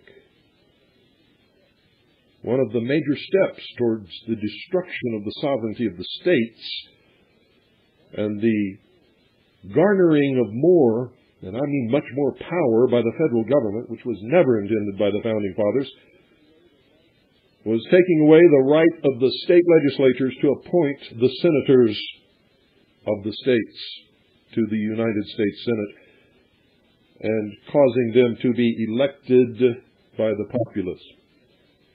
You see, believe it or not, and you can argue this point till you're blue in the face, and many of you will take exception to it, the general public, ladies and gentlemen, when it comes to electing the right people to represent them in the federal government, haven't got the slightest idea what they're doing and never have had. And that's the truth. It's the hard truth, but nevertheless, it is the truth. Most people vote Democrat or Republican simply because their parents did. None of them usually know anything whatsoever about the candidate they're voting for other than, well, he looked better than the other guy on television. Morals don't even make any difference today. You all voted for Clinton, and that's probably the most immoral man who's ever occupied the White House in the history of this country. The morals don't mean anything. I guess that nothing does.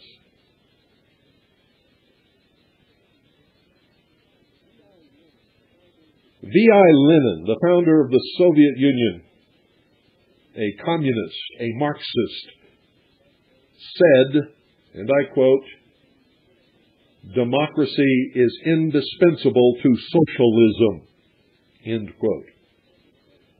And why are these communists always talking about socialism? Because that's what communism is. Marx and Engels made no bones about it in their writings. They said the end goal of socialism is communism.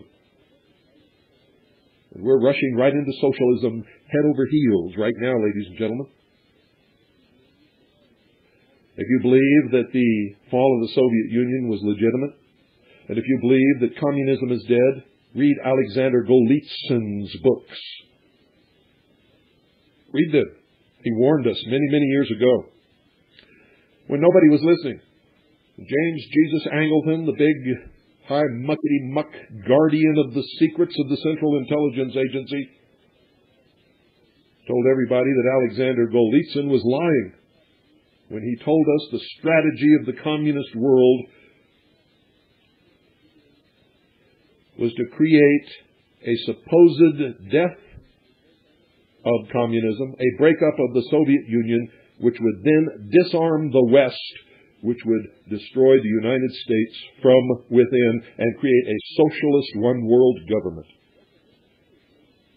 Well, for many years, ladies and gentlemen, in fact, ever since the end of World War II, they've been looking for the high-ranking mole in the Central Intelligence Agency that was creating the ability for the Illuminati, the world socialist body, to destroy the United States from within.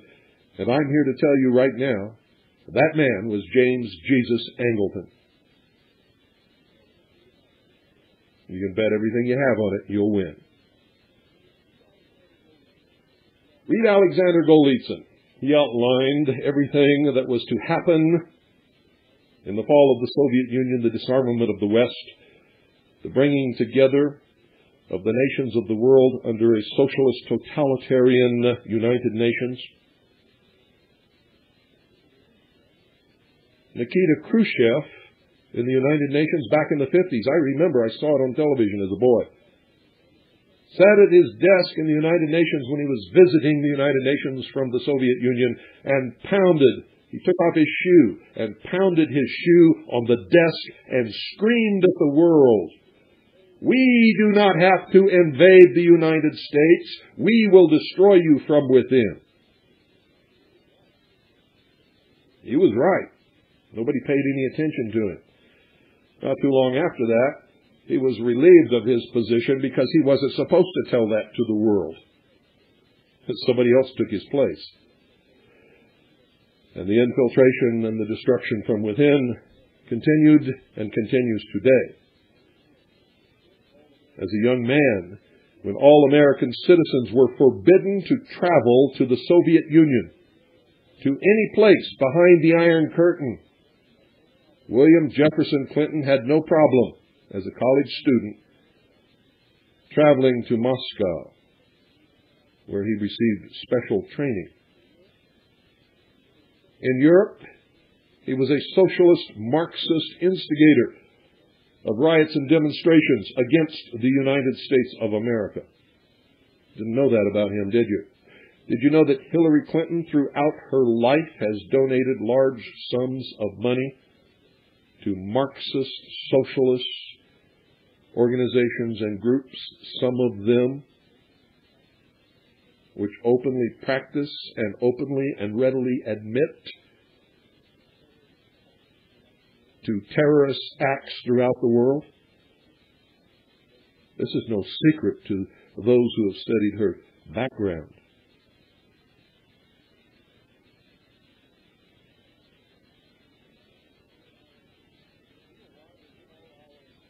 Do you know why they call our forces the United Nations peacekeeping forces?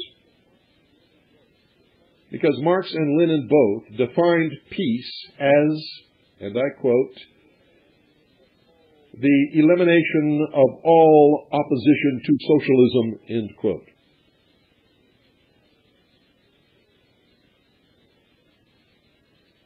How about that? Did you know that many years ago there was a document written by the United States State Department called State Department Publication 7277 with an introduction by Harry Truman, who admitted in that introduction that the stated and avowed policy of the United States government is to create a world government? And in that document, it outlined in 3 stages the bringing together of the military forces of the Soviet Union and the United States to create a police force of peacekeepers, which would be the only military force in the world under the United Nations. Did you know that NATO was created as a United Nations force under the auspices of the United Nations Charter, and that the Warsaw Pact was also created as a United Nations force under the auspices of the United Nations Charter? That was stage 1. We are now in stage 2, where NATO is bringing in the Warsaw military forces, the Warsaw Pact military forces, into the NATO organization. Until this unification is completed, the military forces of the United States are acting as the world police body, the peacekeeping forces for the United Nations.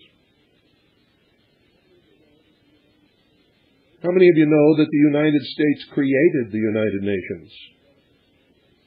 Members of the delegation of the United States wrote the United Nations Charter, and it's almost an exact carbon copy of the Constitution of the old Soviet Union. Who pays most of the money to foot the bills for the United Nations?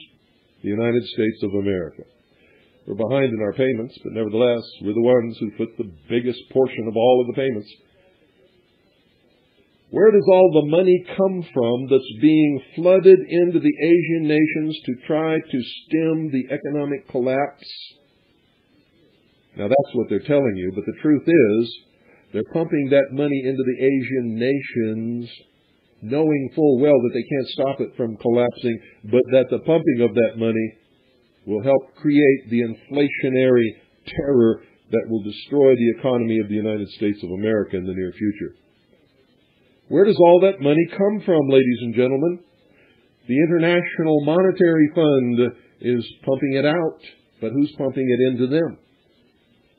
As usual, it is the United States of America, always has been, always will be. The International Monetary Fund is not a business. It's an arm of the United Nations. Did you know that the Secretary of the Treasury of the Treasury Department of the United States of America is the Governor General of the International Monetary Fund? Were you aware of that? Well, of course not. No.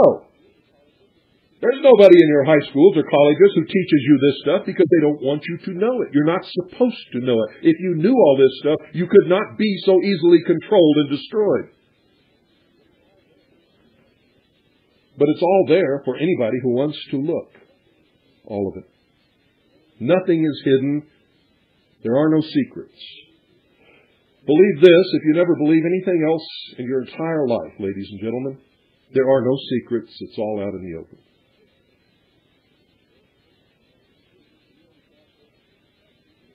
Believe this also, you idiots who join organizations and they tell you right up front you'll never know anything about those organizations until after you become a member and taken a blood oath. I'm talking about the fraternal organizations and secret societies that many of you belong to. That's pretty stupid to join something you don't know anything about. And they tell you right to your face you're not going to know anything about it until you've committed yourself and taken blood oaths. And don't tell me that crap that you spout that the oaths don't mean anything. They're just ceremonies. Grown men don't take oaths that don't mean anything. If your oath doesn't mean anything when you take it in the lodge, it doesn't mean anything in court, on a witness stand, or anywhere else in your life. Maybe that's an admission of your true nature and your true character. An honorable man does not take an oath of any kind unless he means it.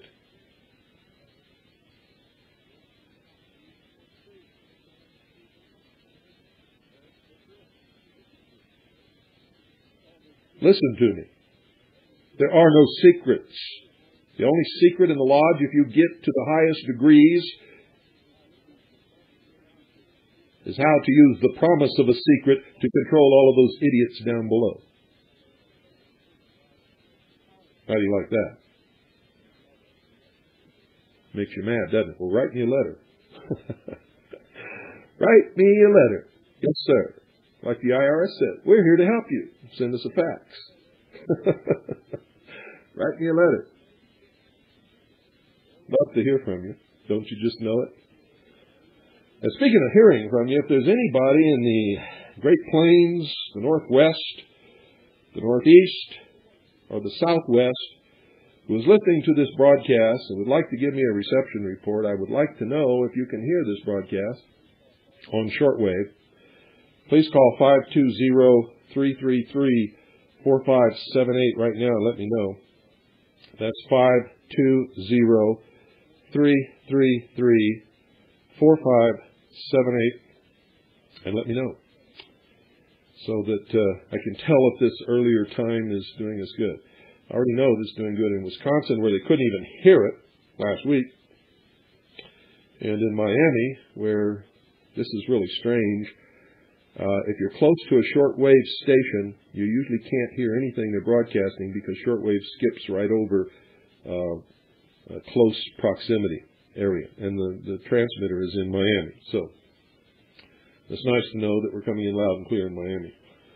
and in Wisconsin. I would like to know if we're coming in loud and clear anywhere else. If you're bashful and you don't want to call in on the air, call this same number tomorrow and either talk to me or leave a message on the answering machine, because I really want to know. I need to know. Or send me email.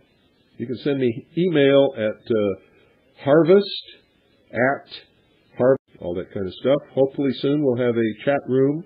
We're working on that.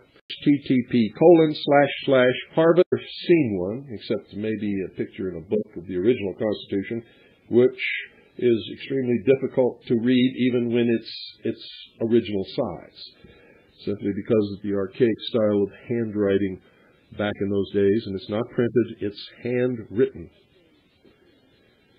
So, aside from seeing a picture of it, most of you have never seen one, never read one. They don't teach it in our schools anymore. Those of us who were in school when it was taught generally didn't pay too much attention. We all took everything for granted around here. So on this broadcast, we're going to get into the Constitution and the Bill of Rights and the amendments. We're going to talk about it. We're going to study it. Oh, yes. And we're going to talk about this treasonous art of interpreting the writings of geniuses who were so careful in the selection and the meaning of the words that they chose that they left absolutely no room for interpretation whatsoever. And in the early days of this country, there were no interpretations of the Constitution. Everybody understood exactly what it meant. Nope, that didn't start until this century. In the 1900s, people began to say that they could interpret the Constitution. One of the reasons is that most people don't know the original meanings of the words that existed when those words were written. They also don't understand that words in their legal context generally and usually have a completely different meaning than they do in the popular vernacular.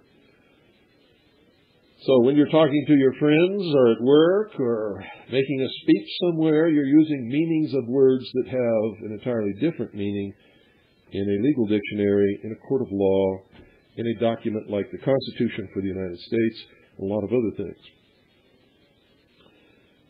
The best way to determine the meaning of the words written in the Constitution for the United States of America, the Bill of Rights, and in the laws passed by Congress is to obtain an 1828 Webster's Dictionary. All of the meanings were the same up to that point. After that, they began to change.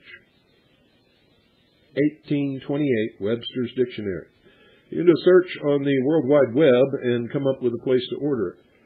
And you may be able to order one from your local bookstore because it is in print.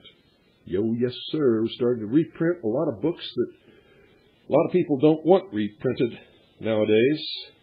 And you can get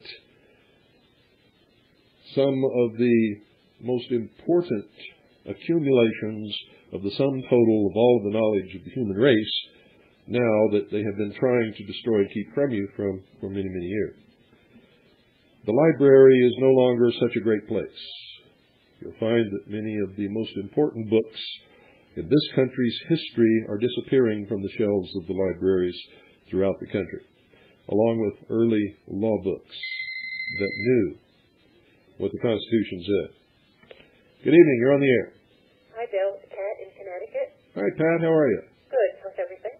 Well, it's okay. Let me put it that way. Your reception, I didn't have you here for the first half hour or so. Yeah? It was nothing at all. Do you have us now? It's on now, but it fades in and out. Okay. From like really good to unintelligible. Do you have an outside antenna? No. Okay, that's what you really need until they get the new antenna going, which I understand is not going to be too far in the future. Good. Well, it's great to hear you again anyway. Thanks, Pat. You coming to this year's conference? I'm planning on it. Well, I hope you do. Yeah, I want to. Good. Okay, I'll be talking to you. Thank you for your reception report. You're in Connecticut, right? That's right. Thank you. Okay, good to hear you again, Bill. Good night. Bye. That's Pat. Pat C. I recognize her voice. from Connecticut. She was at our last conference in 1997. By the way, our next conference is in May of this year. It's going to be the week of Labor Day. And if you want to come, you better start making your vacation plans and getting your money together. Good evening. You're on the air. This is Monica Kimball calling from California, and I'm calling to give you a signal report. We got about S2 and noise and S3 otherwise, and great modulation. Wonderful. So I just wanted to let you know. Thank you very much. We appreciate your show. Well, I appreciate your calling in to let me know that. All right. Well, thank you. That's wonderful, folks. At the later time, nobody in California could get us ever. So I'm very pleased with that statement, which means that anybody in between should be getting this broadcast. And like all shortwave broadcasts, sometimes listening is an art form. I used to sit out in my backyard with my shortwave radio and have to put one hand on the antenna, one hand on a pipe in the ground, stick my leg up in the air, and let the dog sit on my foot. And that's the only way I could listen to shortwave radio. And folks, in some areas with some radios and some antennas, that is not at all an exaggeration. Good evening. You're on the air. Yeah, Bill. Eastern Long Island, just like the guy from Connecticut, the first part of the show was not good.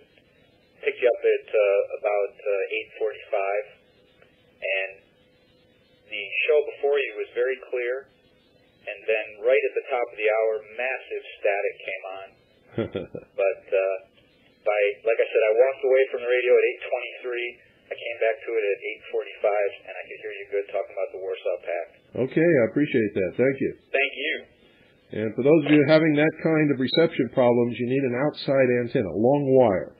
If you don't have enough room outside, you can string it up in your house, and one of these nights I'll tell you how to do that. But we're out of time, folks. So, I want to thank you all for being here with me once again for the hour of the time. Good night, and God bless each and every single one of you.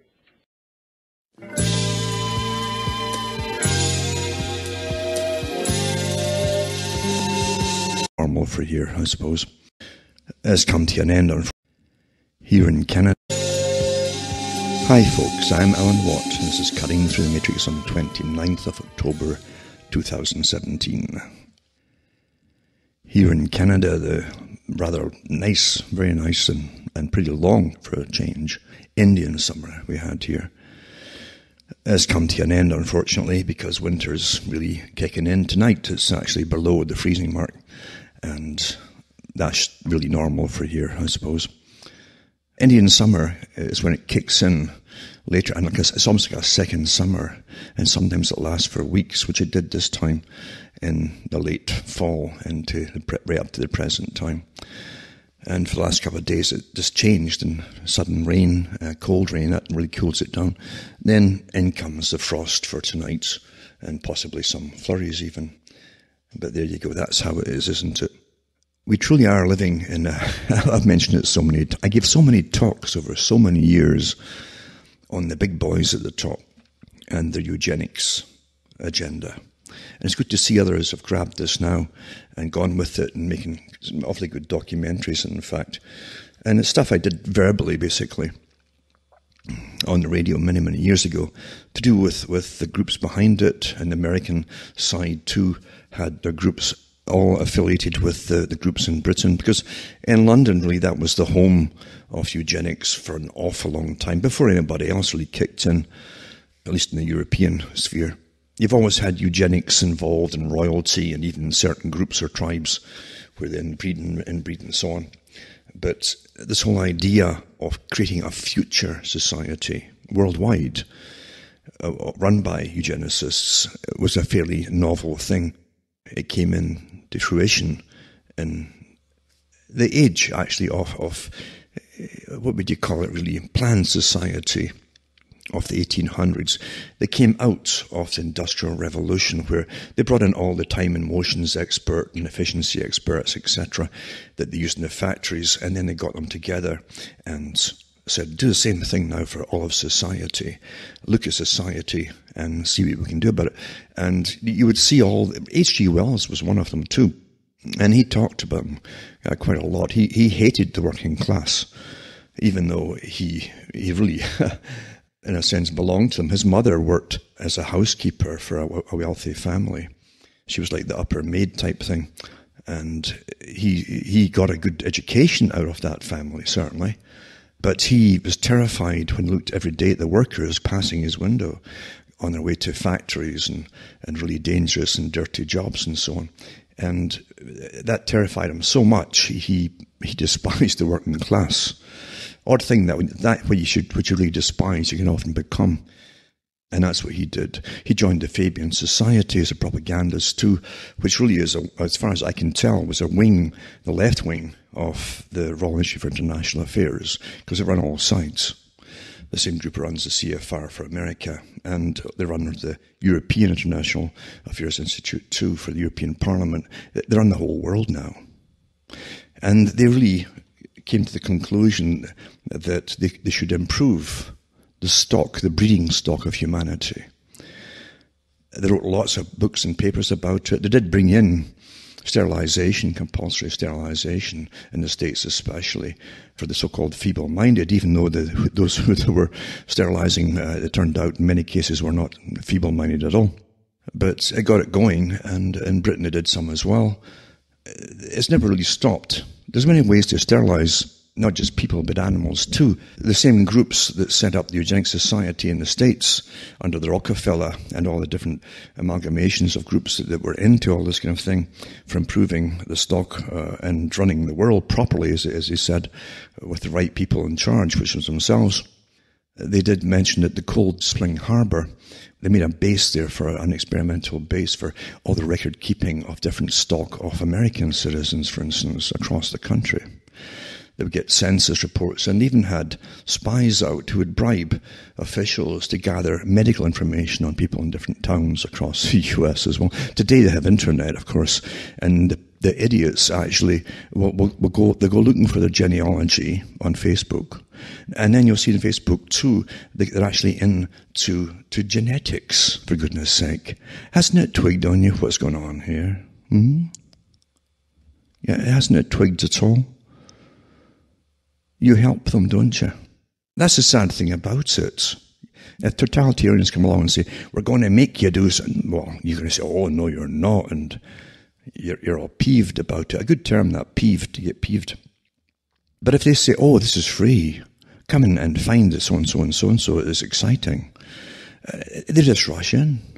They just rush in like crazy folk and give all their data out there, and they have no idea that it's also shared with those who are bringing down the National Health Service, for instance, in Britain, and bringing in compulsory euthanasia for those who are possibly terminally ill. You don't even have to. If you're a bit depressed now, they can give it a pill in some countries.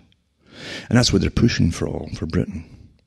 Britain's had some kickback, so they hadn't rammed it through. But there are countries, I'll touch on that tonight too, are all into this, because it's time now just to start bringing the population down. And for those who really believe in this global society where we all live in some Disneyland, and all societies, it suddenly changes and they're nice to each other, well, you continue with your delusions. It's okay. You're allowed to have delusions. But no, it's not going to be like that at all. They're going to bring the population down across the board. It's so specific now, and I've read the articles too. How many times have I read them? Remember, going to the archive section at cuttingthroughthematrix.com. There's so much material there. Everybody's using it. And you go into other talk show hosts, they're in there all the time. Boom, boom, boom, boom. Folk making videos. Boom, boom, boom, boom, boom. On and on it goes. Because the material's there. And as I say, there's nothing really that they have. Whatever they've planned many years ago, even 40, 50, 60, 70 years ago, they're still doing it. They never back off and change. This never happens. Never happens at all. Everything they do is perception management. Always stop that. Now then they come out with, let's collect your DNA and your genealogies through this free program, etc., and make it fun. Let's go on and on and on. And at the same time, of course, your governments are all saying, oh, well, it's an end. Oh, we can't afford to keep everybody going in pensions anymore. We can't pay their pensions. All my life, I have listened to politicians, as little as possible, mind you, but I've listened to them repeat the same things. In every country, you'll find the same thing. In Britain and Canada is the same, and the States as well. Oh my goodness, you pay into the Social Security thing, pay into it for pensions, and pay. And then they tell you, and newspaper, they used to tell you in papers a little bit more. They don't tell you anything today except nonsense and who's having sex with whom in Hollywood. And they call that news. That's intentional too. That's the new form of news, which is nonsense. Doesn't make any difference to your life. But getting back to what I'm saying, they used to give you actual, almost like debates, in fact, in the newspapers, to at least encourage people to think. And that's awfully important. You don't get that today. You're told what to think. You're not encouraged to come to a decision. Here's what you think, that's it. And if you don't think this, you're bad. That's another part of the Pavlovian training today too. But they used to tell you, oh, the government's bringing all this money in for pensions, but there's nothing in the kitty because they spend it all in other things as soon as the money comes in. Every country has had the same stories for years and years and years. And it never dawns on the people. It really doesn't dawn on them that it's not just corruption. It's not just intentional political maneuvering and chronology. It doesn't dawn on the people that it's planned this way. It was never planned that you end up getting the pension. They've got it worked out in centuries, for goodness sake. The agenda for the 21st century. This is what we're in now. Agenda 21. The whole of the century, the 2030 is only part of it in blocks, you see. But it's a whole century thing. Just like the whole century, the 20th century was done in blocks. It's like a big business plan. Oh, but before 1914's over, we better get a war started. Oh, we'll start a second one if they've not given up their sovereignty by around 1939 in Europe. Oh, we'll have a Korean War after that. Oh, we'll have a Vietnam War after that, And it's still going on. And with neocons too, it's all across the Middle East for it, because they've got other things to gain for themselves. And that's what you're living through. A long-term planning. You don't suddenly get spontaneous wars. It doesn't happen. It just doesn't happen. I can remember when I was really small, watching occasional, not too bad documentary from the BBC in the old days. And even when they were misleading you, because often put out truth and then mislead you with the rest of the conclusion, they would show you, for instance, disarmament. And they go through little bits on documentaries about the United Nations and the League of Nations before it, and Britain signed on to disarmament after World War I. And you see the ships at sea just dumping cases and cases and boatloads of rifles and everything else and ammunition and so on and so on and so on. The big manufacturers are sitting back laughing up their sleeves because now they know when they start another war, Britain's going to have to literally go to them, to the bankers, and then borrow like crazy and then buy all their manufacturing stuff for the war. Rebuy it all. Which is exactly what happened. That wasn't an accident. It wasn't accidental. And people are so nice. People are nice. We're trained to be nice. Because we're social creatures. And social creatures tend to be sociable creatures, except for the psychopaths who are awfully good at pretending to be sociable, but they're sharks, really. But most folks are really sociable. And you don't want to rip folk off and hurt folk and so on. Often we can do that in little ways. We don't really do it intentionally, hopefully. But at the same time, we're awfully good. We're trained to be naive. And the big boys at the top couldn't exist in the way that they do with their system unless we were naive. That's why they make sure we stay that way. All the excuses we've been given for so long are beyond paper thin today. They're very transparent. And they continue with it all. Eugenics. Bring down the world's population. Profit from it at the same time. I've gone through the talks on that too, to do with all energy and technocracy and everything else that came out back in the 30s, early 30s. And how they would eventually bring in credits, like Bertrand Russell said. And I've noticed that in some recent documentaries. Folk have been going through my stuff and really putting it all in and doing good jobs of it. But Bertrand Russell said that eventually we could replace wages even and money with credits the government would allocate. And it's no coincidence that just recently I've noticed they talk about a mandatory wage for everybody. The government will just dish out, working or not, doesn't matter, because everyone can't get a job anymore. That's the plan. See, you don't get a job anymore. It's all in China. Therefore, they're going to give you basic sort of wage to stay at home. So, back to Bertrand Russell again, when he talked about it, and he said the government could issue people credits right into their bank accounts. And so there's that dualistic thing too of true socialistic fascism, for those who haven't figured it out. And the communism is socialism, which is fascism. It's all the same thing. The government will work with the banks, of course, and deposit this basic income right into the bank for you, and credits. And Russell said that, and this is going to come, this is coming. You can tell it in some real socialistic countries with the statements they're making today of how you will behave, and you better behave, and here's what you better believe, and etc. And what you see in front of you isn't what you think you see. Here's what you better see, or else, and stuff like that. Bertrand Russell said that these credits will be put in, for instance, every week, or it could be every 2 weeks, into the bank for you under your name. And you had to use them before the next income of that came into the bank account. Because if you didn't, they would disappear. That way you couldn't save them up and become wealthy. Only those at the top, the better people who come out of special wombs, who run it all, will be able to live in a high, luxurious lifestyle, because they deserve it, you understand? Just like the Bolsheviks and communists in the Soviet Union that flooded into that country from outside, lived awfully well for 70-odd years off the backs of the people. And they had their country homes and everything else, and their servants, and yada, yada, yada. Well, it's just natural, isn't it? Those who rule you should live in the life of Riley, basically.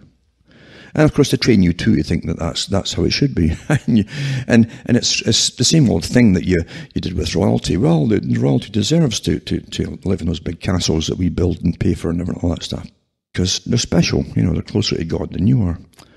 And nothing changes. Nothing. I don't care if it's atheistic society or whatever they want to call it. It's all the same human behaviour that they use and utilise and use against you, actually. So here you are in a technocratic society. And Russell also said that failure to comply with your government's demands on social problems, meaning opinions, beliefs and all that stuff, failure to comply will mean the hold-up of your credits in the bank. So if you have to pay rent and so on, which you will, because eventually, in Agenda 21, eventually you're going to deal with all private property. Well, not all, again, for all the masses of people.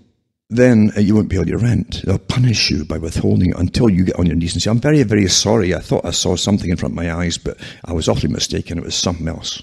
And then you say, what was it called again? Okay, because they're always giving you new names for things. And that's what's going to happen. And they call it a better, kinder society, because they use psychology to make you go along with it. And you don't even know you're doing it at times. As I said, look at Facebook. You all literally think that was set up by one guy, and you believe the genius story, because you believe all these genius stories. They're old hats at this genius stuff. And they're all fronts for big corporations working with intelligence services, and so are often they are part of the intelligence agencies. But yeah, they can be awfully appealing. Oh, look what you can get if you just join this. Then they know all about you. All about you. Oh, your daddy died of that. Oh, dear, dear, dear. And your uncle. Yep. And I'm telling you, once they've got everything worked out, and you get all credits put into your bank account and all that, and your PC updates come along to you, are you going along with this? What do you think? You'll say, oh, absolutely, you're right, boss. But I'll tell you, if you make a mistake, that's you. And you're bad. You're bad. Everyone believes this today, and you should too. You're bad. And they've got a whole bunch of things to make you feel really rotten. Because that's a scientific control of the mind for society, for the whole planet, actually. And don't think that they're going to let certain groups off with it like Muslims. Of course they're not. They're using the Muslims right now to destroy what's left of all the European society by mass immigration. They always know. This is not news to sociologists. They know that mass immigration means that they won't integrate. They'll simply create their own areas until they breed the rest out. That's just the way it's planned out. And they're talking about it openly. There's no guessing here about it. That's what's planned. But then they work on them after that's done. And then they start socializing them through all their TV movies and BBC documentaries until in 30, 40 years or more, they'll have them docile and compliant like everybody else too. And if you're not, again, you won't get only little freebies and things. Everything's been planned this way. And you are living through a massive plan. Massive plan. Do you think one single soldier would have left, for instance, the UK to go and fight anybody at the beginning of World War II? Do you really think so? If there hadn't been massive preparation in advance for it? Winston Churchill was way up on it too. So was the Americans. They were up on it, it was all planned, etc. The general public weren't. But you think they're going off to fight if they knew that once they came back, their government was going to work, and regardless of the party. Remember what Carl Quigley said, the leaders are always belong to the same group. They're pre-picked. So as soon as they came back, they didn't know it too. The king and the elite and the globalists and the Julian Huxleys had their world meetings for depopulating Britain, starting there and going on. Because they said not enough folk had died in the 2 world wars. Thank you very much for going off and doing this. But no, and then if they knew that they were going to open the borders bit by bits and create subdivisions in different areas for different peoples, until eventually you wouldn't even be welcome walking in those areas anymore. Do you think anyone would have gone and fought for anything? Of course they wouldn't. Of course they wouldn't. And that's why you're always lied to, because they want you to go off and do this and do that and bring in this globalistic system. And you're going down the tubes as you do it. You don't know that, but you are. That's what the League of Nations was about. And that's what the United Nations is about as well. It's quite amazing to watch what's happening. It really is. But there's never been a time, and now they're really pushing hard and fast, because there's never been a time when people have so much entertainment, fairly cheap, on their high-definition televisions and so many channels to watch.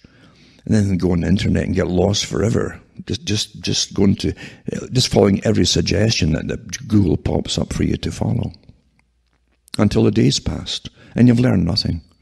Or if you started with a good intention to investigate something, it's taking you off the track into 1,000 different byways until whatever you've watched all day has been pretty well useless to you. That's not unintentional. That's part of managing your day, your mind, and everything else, and your opinions, ultimately. The real observations you get in life are not going to come out of governments. It's your own observations that matter. That's why it was always so important to know elderly people when you're growing up. And you could go in those days and question them and have a chat with them and so on. And eyewitnesses, people who lived through things, people who went off and did all the fighting and all these crazy things that they thought were going to help people, only to witness what really happened afterwards. That's true eyewitnesses. Not these glossy, oh, here's the Spitfires and here's the blah, blah, blah that went off to kill whoever. And that's where your information came from. And you won't find that now.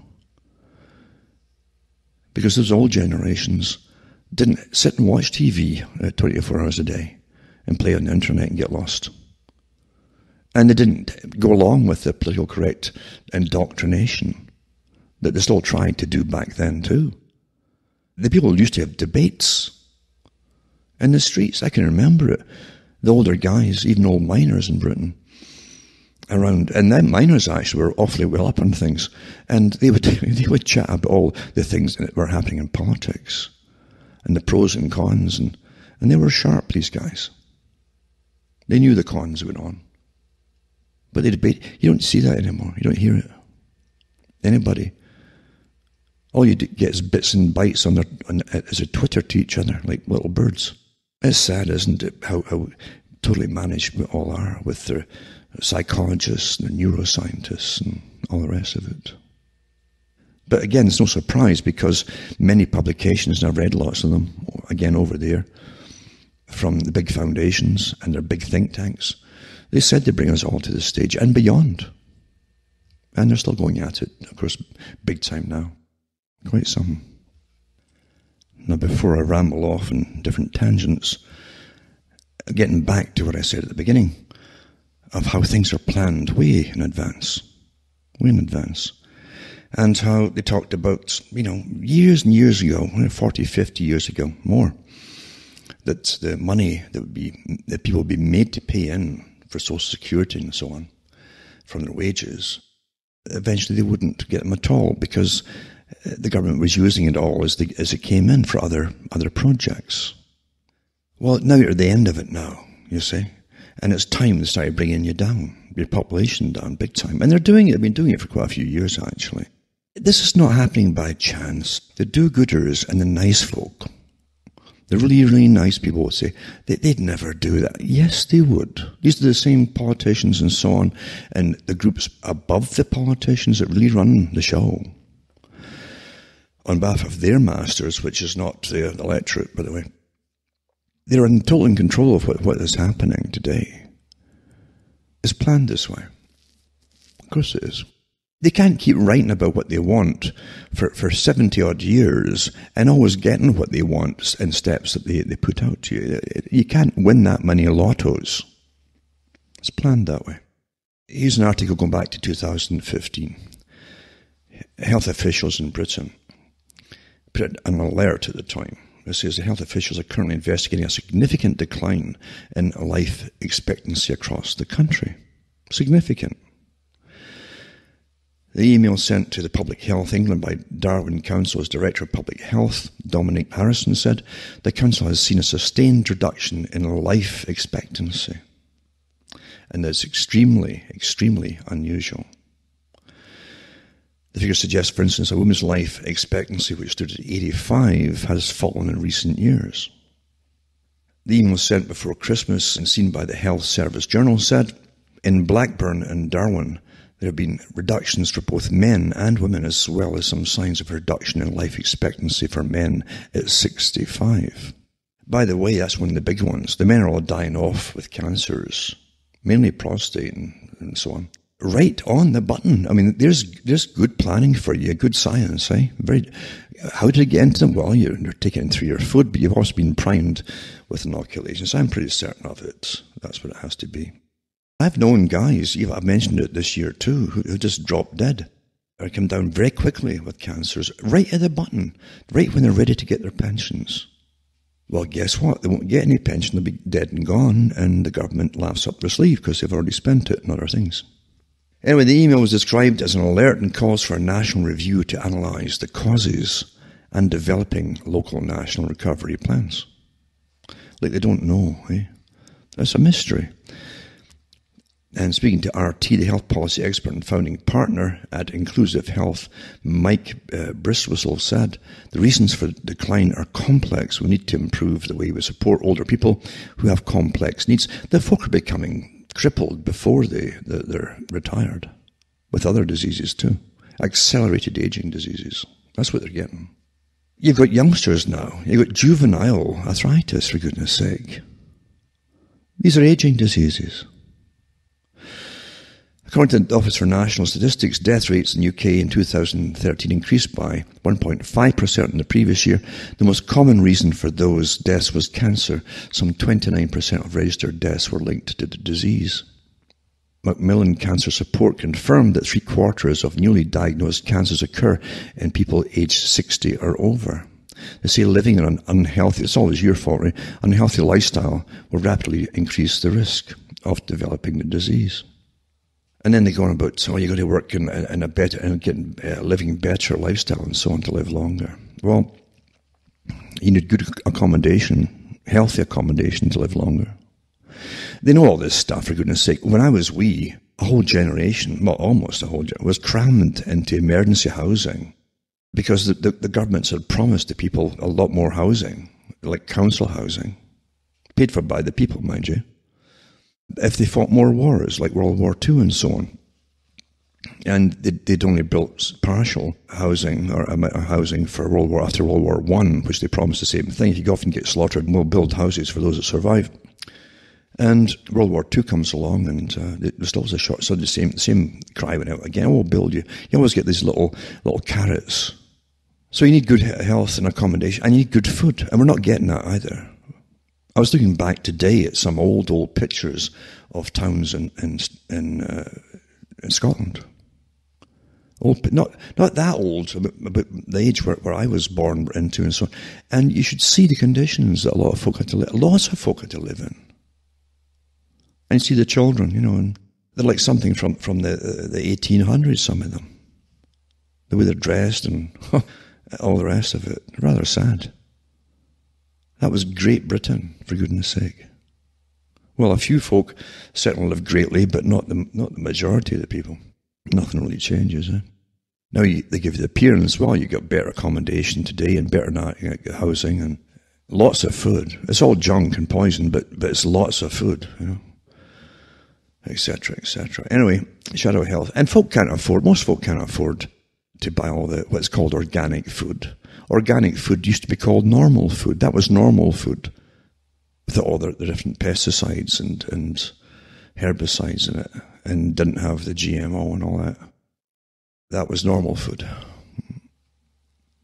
Now the folk can't afford the normal food, but the wealthy can. Shadow Health Secretary Andy Burnham believes people in the UK need to take more care of them. So it's all your fault. Whatever happens, it's always your fault. And be responsible for their own health.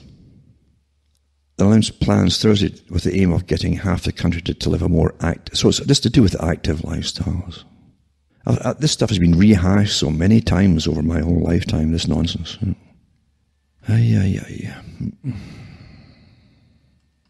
And Russia, too, had a life expectancy problem. I'll put that link up, too.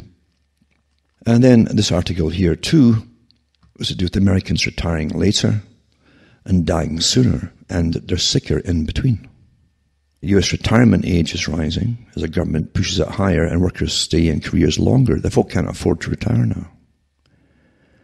But lifespans aren't necessarily extending to offer equal time on the beach. Data released last week suggests Americans' health is declining, and millions of middle-aged workers face the prospect of shorter and less active retirements than their parents enjoyed. Then they give you the statistics. They have age-adjusted mortality rates, a measure of the number of deaths per year, and it rose 1.2% from 2014 to 15, according to the Society of Actuaries. That's the first year-over-year increase since 2005, and only the second rise greater than 1% since 1980. At the same time, Americans' life expectancy is stalling. Public policy and career track mean millions of US workers are waiting longer to call it quits. So they're working beyond retirement age. Almost 1 in 3 Americans aged 65 to 69 is still working, along with almost 1 in 5 in their early 70s. Postponing retirement can make financial sense because extending careers can make it possible to afford retirements that last past age 90 or even 100. But a study out this month adds some caution to the calculation. Americans in their late 50s already have more serious health problems than people at the same age did 10 to 15 years ago, according to Journal Health Affairs. Then they go into it and so on and so on. It won't matter, it's always your fault. Everything's always your fault. Good, and the weather changes, it's your fault. Everything's your fault. That's the con, of course.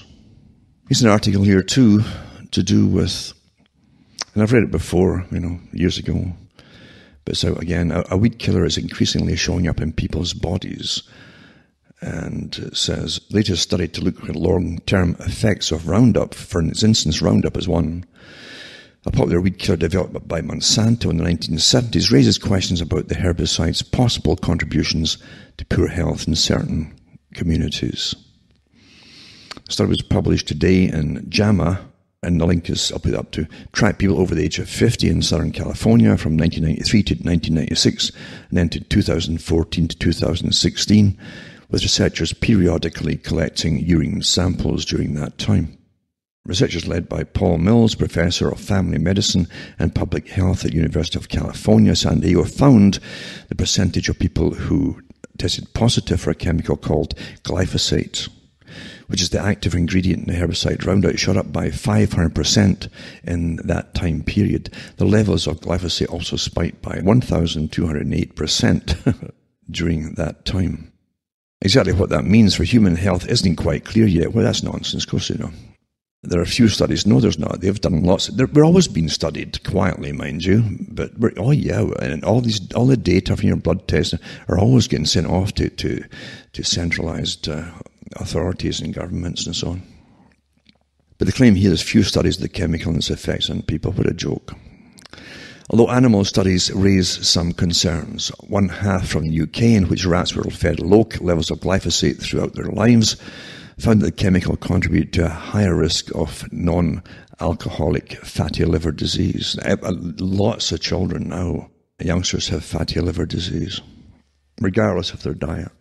And I know this from people who are in touch with me who actually are surgeons who, as they call it, harvest organs. That's their profession. They harvest the organs.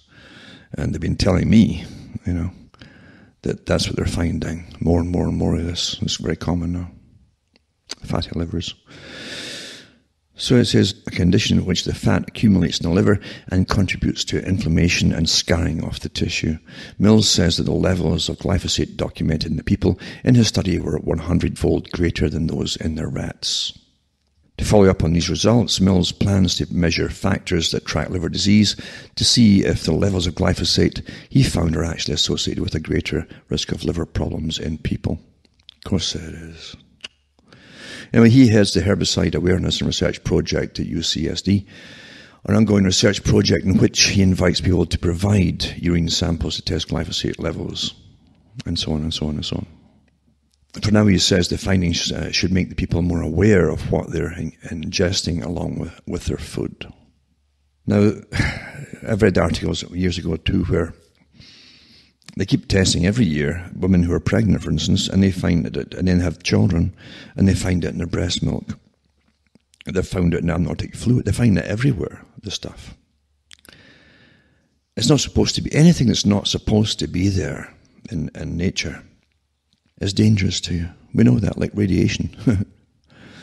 The radiations that have caused the particular ones that man has made, these novel ones for slaughtering people, didn't exist in nature, and we suffer for it. Well, it's the same thing with all the chemical industry when they go into. Here you have people and chemical companies which were involved in warfare for years.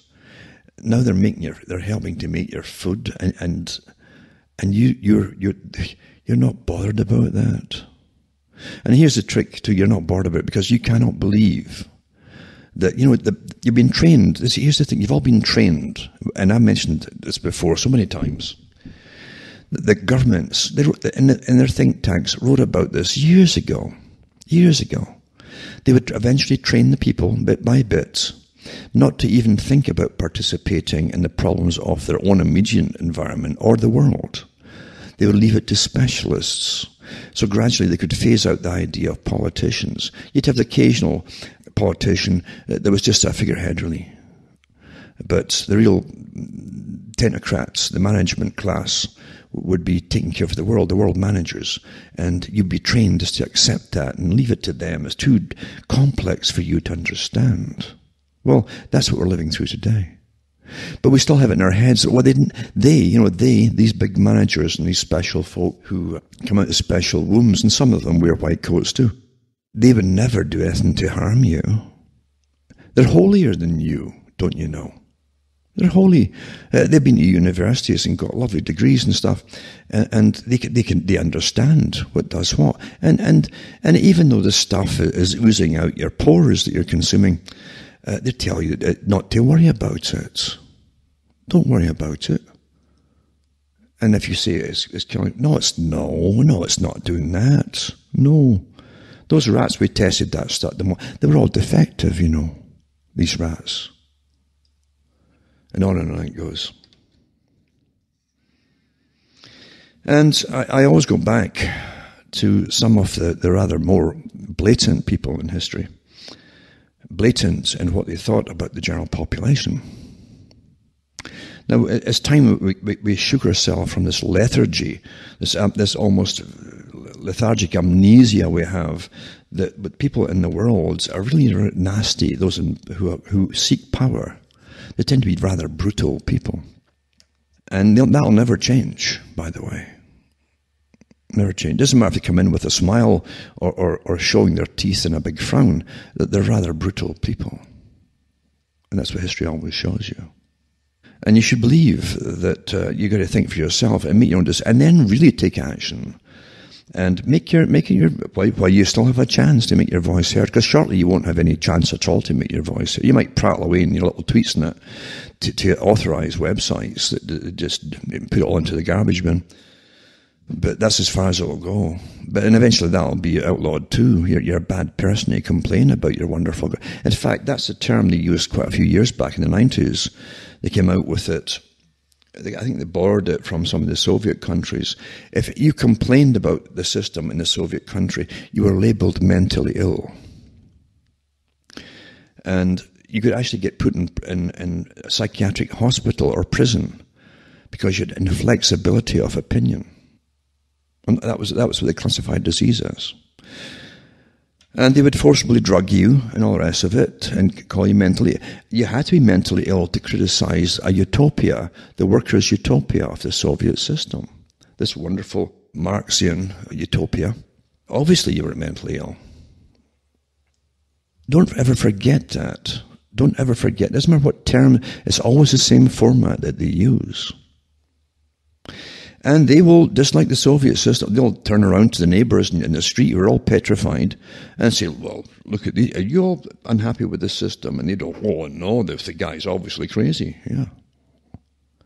That will be repeated over and over and over again. That's how people react. They're terrified. And they won't stand up for you. Especially once you've let go of that ability to even get together and stand. I can remember back in Scotland, when certain things happened and people literally got together, not like a mob to go and to bash windows or smash windows, but they would go, and including to the schools, and make their mind heard immediately, and note they weren't put off either and say, I'll come back tomorrow. That was that, I'm telling you. Anything wrong, that's how it used to be, and that's how it's supposed to be.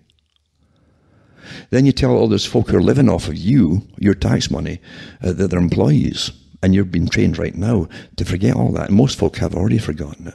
And that's awfully sad. And across the whole of the UK, they're brought in what they call communitarianism.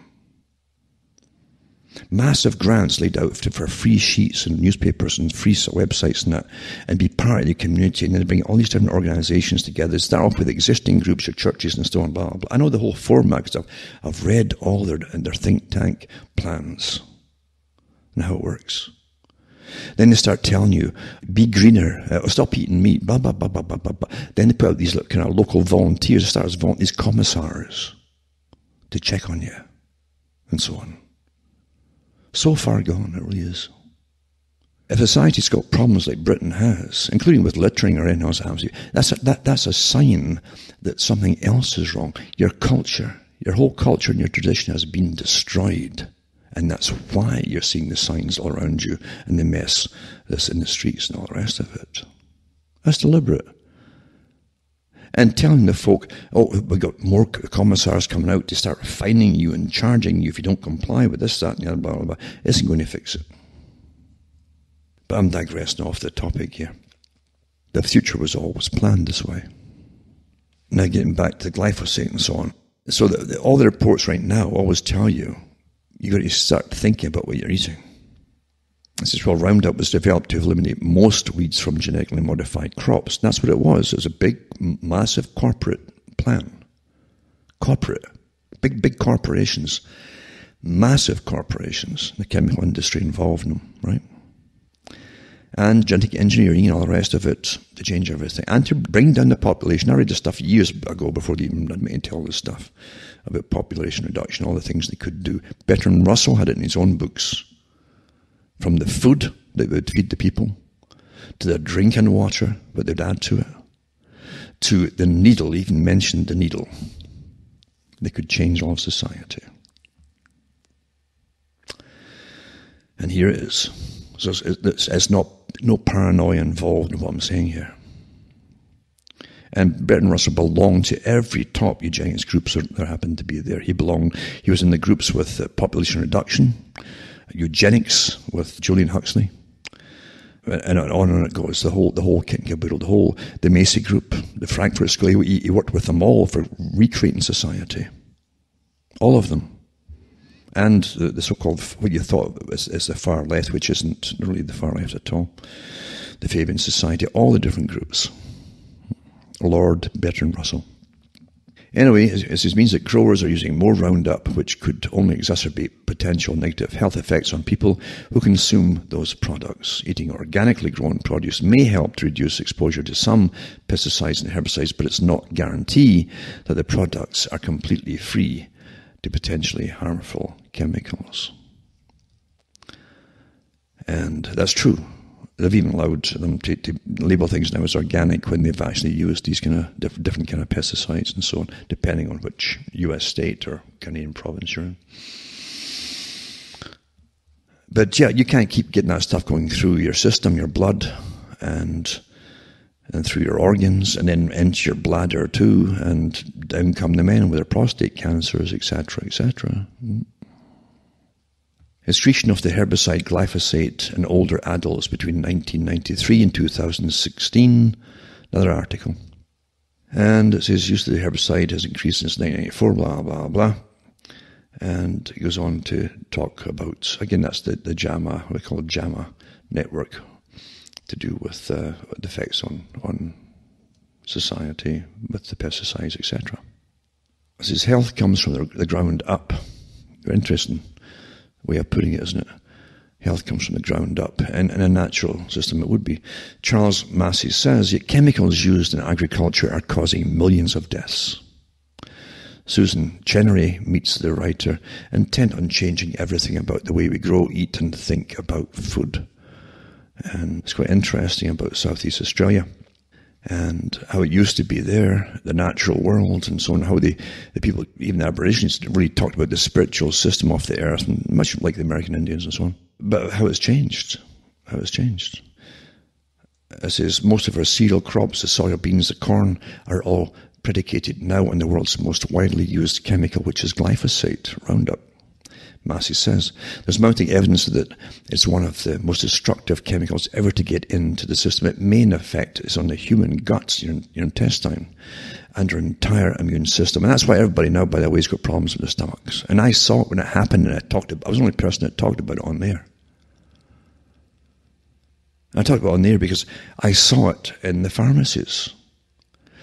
When the pharmacies suddenly had see, initially, and I noticed years ago when everybody started to get allergic to everything, and suddenly whole aisles would be antihistamines, woof, just things that used to be prescribed, but in prescription only. Oh, bingo! So you now could buy them straight off the shelf. Why? Why was it really bad to have that happen before, but now it's okay to have that now? Well, the next step was when suddenly, at the same time it was announced in Canada, by the way, only because it broke out in Britain, the whole news that we were getting tested as guinea pigs for all this GM stuff and the pesticide stuff along with it. Because it said Canada had made secret deals with the big agribusiness companies to test the population, all without us knowing about it. And we'd been on it for 10 years already. Within that 10 years, I noticed the sudden obesity. It wasn't just the amount of food. No, it was literally changing the physiology of the people. And also, I noticed too that another big shelf suddenly appeared. It was all to do with stomach problems. And things which, drugs that used to be prescription only for proton pump inhibitors, as you call them, that really reduced the production of acid in the gut, etc., in the stomach and the gut, were being, you just buy over the counter. Why would that be? At the same time, you're all being tested as guinea pigs, was because they already knew what it did to you. And because Canada already had central databases in Ottawa. I read the articles many years ago when they put the darn things in. They collected all the data of every Canadian, including all their medical history, in real time. All the doctors' offices were putting the stuff in, clinics, hospitals, boom, daily. And they had their pulse on they knew damn well what was happening to the people's health. So what did they do? Oh, well, we'll just encourage them to buy this and that'll keep them quiet. If it reduces symptoms, it'll be less of a blowback, you see. You got to use your own brain, your own eyes. Oh, it's bad to have all that stuff for years and years and years, or 50 years. Oh, it's bad to have that with the doctors, but oh, suddenly you can buy it over the, just go and buy it, help yourself. Start thinking, folks. So they have a complete contempt for the general public. They won't use their own brains. And that's very, very important. It's awfully important, folks. Just like Maxwell, the big mogul in Britain, who ripped off the public for millions of pounds, then fled the country, who, in the movie, which is true, the book was the same, people who were invited to dinner on his one of his big corporate buildings, and he would have it on the roof, said by a butler and all that, and lots of wine and drinking. And then they go and pee over the edge on the people passing below. And people says, oh, we can't do that. The people will notice and we'll get charged. No. And Maxwell says, no, the people don't. They see nothing. They notice nothing. That's the attitude. That is the attitude of the elite folks and the psychopaths. That's their attitude. Complete contempt. Albert Pike said the same thing. That the people who will not use their own intelligence, meaning their brain, their mind, their intelligence. If you won't use your own mind, then you are, by choice and consent, because you must consent to be used, you are a stake on the table and a beast of burden by choice and consent. There you go. That's what you are. And that's what they say. And that's standard amongst all the elite. And the Huxleys and all the rest of them too. The Julian Huxleys. And with incredibly good psychological techniques and neurosciences and so on, and massive indoctrination, you're being trained just to accept it all. The engineering of consent. That's what it's called. Engineer consent. Bernays and many others, but after him said it too. Anyway, it says the evidence is that affects the gut and the immune system, though it's not the sole factor, and it's a complex thing, but it's the gut that drives our whole immune system. It's our second brain.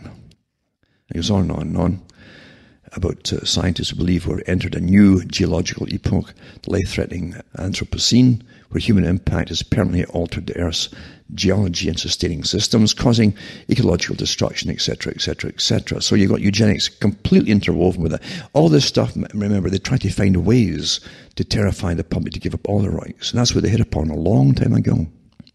Oh, we're destroying the planet, we're dangerous, blah, blah, blah, blah. Give up your rights. Feel bad about yourself. Give up your rights. And that's what you've got. And then, as Queensland dairies close, where will fresh milk come from in the future? As it's faced with an aging workforce, $1 milk, a poultry farm get price and pressure from the south. Queensland dairy farmers are strong to keep their businesses. Then they go on and on and on about it too. You're going to understand they're going to do away with everything that's good protein and milk and eat meat too. The UN has already pushed for eliminating that from your diet completely, under the guise of saving, the earth again, and they cause flatulence and blah blah blah blah blah. All that stuff. Every excuse under the book that the Club of Rome came up with in their think tank to find ways to get you to give up all your rights. And they invented it all. Doesn't matter, because they've trained enough people to believe it all. As they spray the skies like crazy. I'm also going to put up tonight too some articles to do with the big corporations that are obviously funding the geoengineering and what's happening.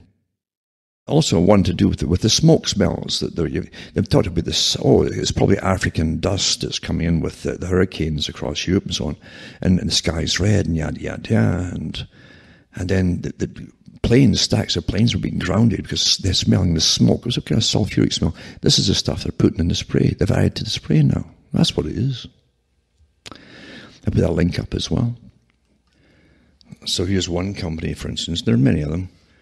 They're into things like weather modification, advanced materials for atmospheric and environmental technologies. Interesting. Now this company too is right into pharmaceuticals, electronics, aerospace, defense, automotive, optics, green technology. That's all this stuff, you know, they're nanoscale stuff, etc., etc. And they use got mines in different countries they use, obviously, to get all the stuff out that they're, well, using on you. They've done analysis in the atmosphere after they can do crystals and so on, X-ray diffraction, etc., etc., etc. Big time. This is not novice stuff. They've been at it for a long time, obviously. So they manufacture numerous products for customers in the weather modification and environment science industries, including nucleating agents, tracers. Remember, they were spraying stuff in the skies before in Britain, elsewhere, and there were cancerous tracers and so on. Anyway, and other advanced materials. Applications include cloud seeding, storm prevention, meteorological support services, and environmental monitoring. They can also bring in storms and create them. As we well know, American Elements maintains industrial-scale production for all its cloud seeding and weather modification materials. Additionally, we provide customer guidance on topics such as the selection of appropriate materials for aerial and ground-based cloud seeding, trace gas detection, blah, blah, chemical formation and material safety data. Selected products applied to the weather modification industry are ammonium iodide, bismuth iodide, calcium chloride, and potassium chloride, so silver chloride and silver iodide solution, and silver potassium iodide, and so on. You actually have links to add it to from the website to the primary source of the posts and previous posts. Interesting too, they say, please join us and our customers and co-sponsors Chevron and Rio Tinto at the 30th annual meeting at CTAC, S-E-T-A-C, November 15th, 2017 in Minneapolis. And so there's one big meeting that they're going into. Now, Rio Tinto, as well, I've mentioned before too, they're, I think, a big Rothschild agency. I think the Queen had shares in it too. And also have Chevron and so on. And this is for the world, the stuff that they're spraying. Big business, massive business. And this is what they're telling you, this kind of stuff. So it's I tell you, it's it really is something when you think about it, isn't it? This is what they can publish and tell you about. Quite something indeed. But that's how it's done, isn't it? But anyway, this American Elements Corporation is the largest metals and chemical supplier in the world. Interesting. The corporation is a weather and climate modification material supplier to major military and defense industry entities. There you go. And then they do it all and they blame you for causing strange weather. Because they must make you believe it's all your fault. So give up all your rights and let yourself be managed and stop in a post-industrial world for you, in a way, and going into a post-consumer world, for that's Agenda 21, then you just can't live like you've lived before, and you've got to go into what really is a form of poverty, but they like to call it austerity. At the United Nations, it's good for you, apparently. And you'll die off quicker, and you'll have less protein to eat, and so on and so on. So you get, you're going to have a lot of problems, and away you go. It's all planned, all planned. But they must have your cooperation to die off the way they want you to die off, without complaining. Rather sad but true, isn't it? But they've never given you so much free or even cheap entertainment as they have today to keep you occupied with nonsense. You don't get news anymore. You don't even get any education anymore. All by design. For those who really do value thinking, keep on doing it. And don't give up, because it's so easy just to give up and join the herd. Basically, that's what they want you to do. Give up, join the herd. They're all chewing the grass there. You just don't give up, because there's a freedom in knowing. Even if you feel helpless to an extent as to what exactly to do about it all, there is a freedom in knowing what's going on. You are a creature with incredible ability of sentience. Don't be ashamed of it. Don't let the enemy turn it against you by making you depressed. Don't let that happen. And you can get through to the occasional person. Not many, doesn't take many. But occasional person in your lifetime, you can influence to them to such an extent that down the road, who knows? Who knows what can happen? That's how it's always been. The occasional one here and there can pass on incredible knowledge that affects people down the road. That's how it works. That's how it really works. And that's what they really are afraid of. That's why they're monitoring everybody in such incredible real time now, to see what you're thinking or talking about or chatting about and so on. And Russell again talked about that too. Eventually we'll catch them all, he says. We'll catch them all with scientific techniques. All that time ago, before they gave you the internet. From myself, Alan Watt, from Ontario, Canada, it's good night. May your God or your gods go with you.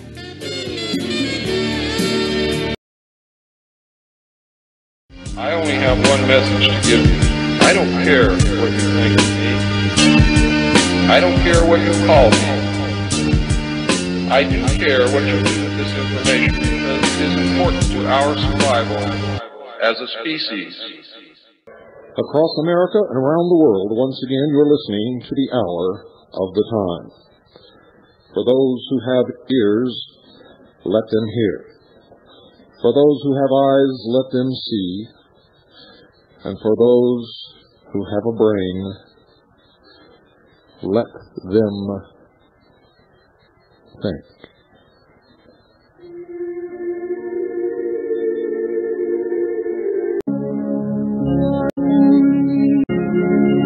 Such love of country should be used. It is constantly employed, and these men and women are gravely concerned.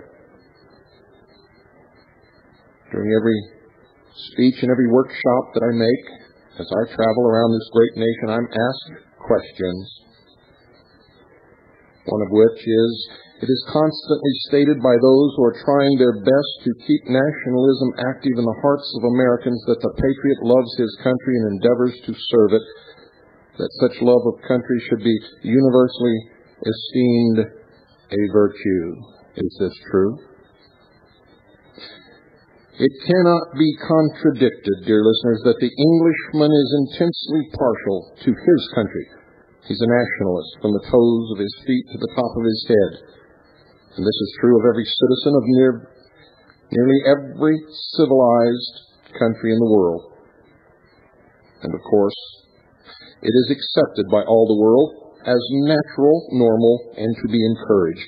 It is only in America that many who think themselves American permit hordes from foreign countries to make every effort to root out this Americanism and to destroy nationalism, even those who have, through their heritage and their history, become as American as every other, see themselves as something else, Irish American, East European Jews, African American, and I tell you there is no such thing. You are American or you are not. If nationalism or love of country is desirable in countries which America helps to support, certainly it must be good for loyal Americans. And I go one step farther. You see, I do not believe in my country right or wrong. I believe in the ideal of America. I believe in the principles and ideals upon which it is based, the foundation upon which it sits, the Declaration of Independence, the Articles of Confederation, the Constitution of the United States of America, and the first 10 amendments to that document known collectively as the Bill of Rights.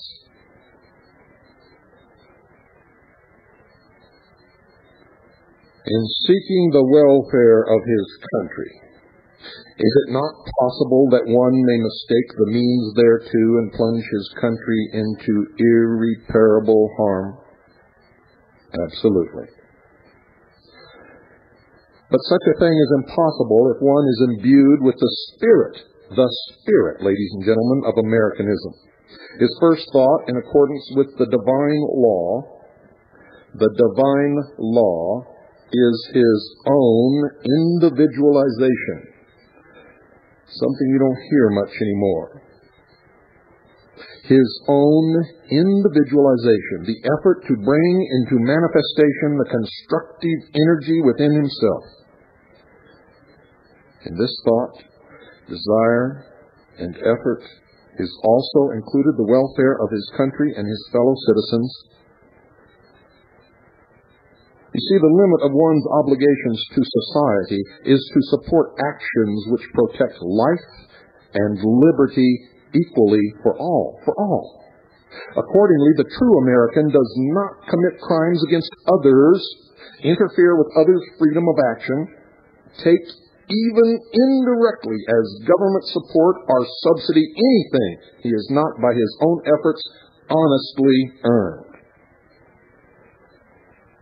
Even more important these days, he does not condone or engage in action to compel others to a given course of action thought to be socially desirable. Restraint, ladies and gentlemen, of evil or destructive forces is within the divine law. Compulsion of any kind is against this law. Man must have a free will choice.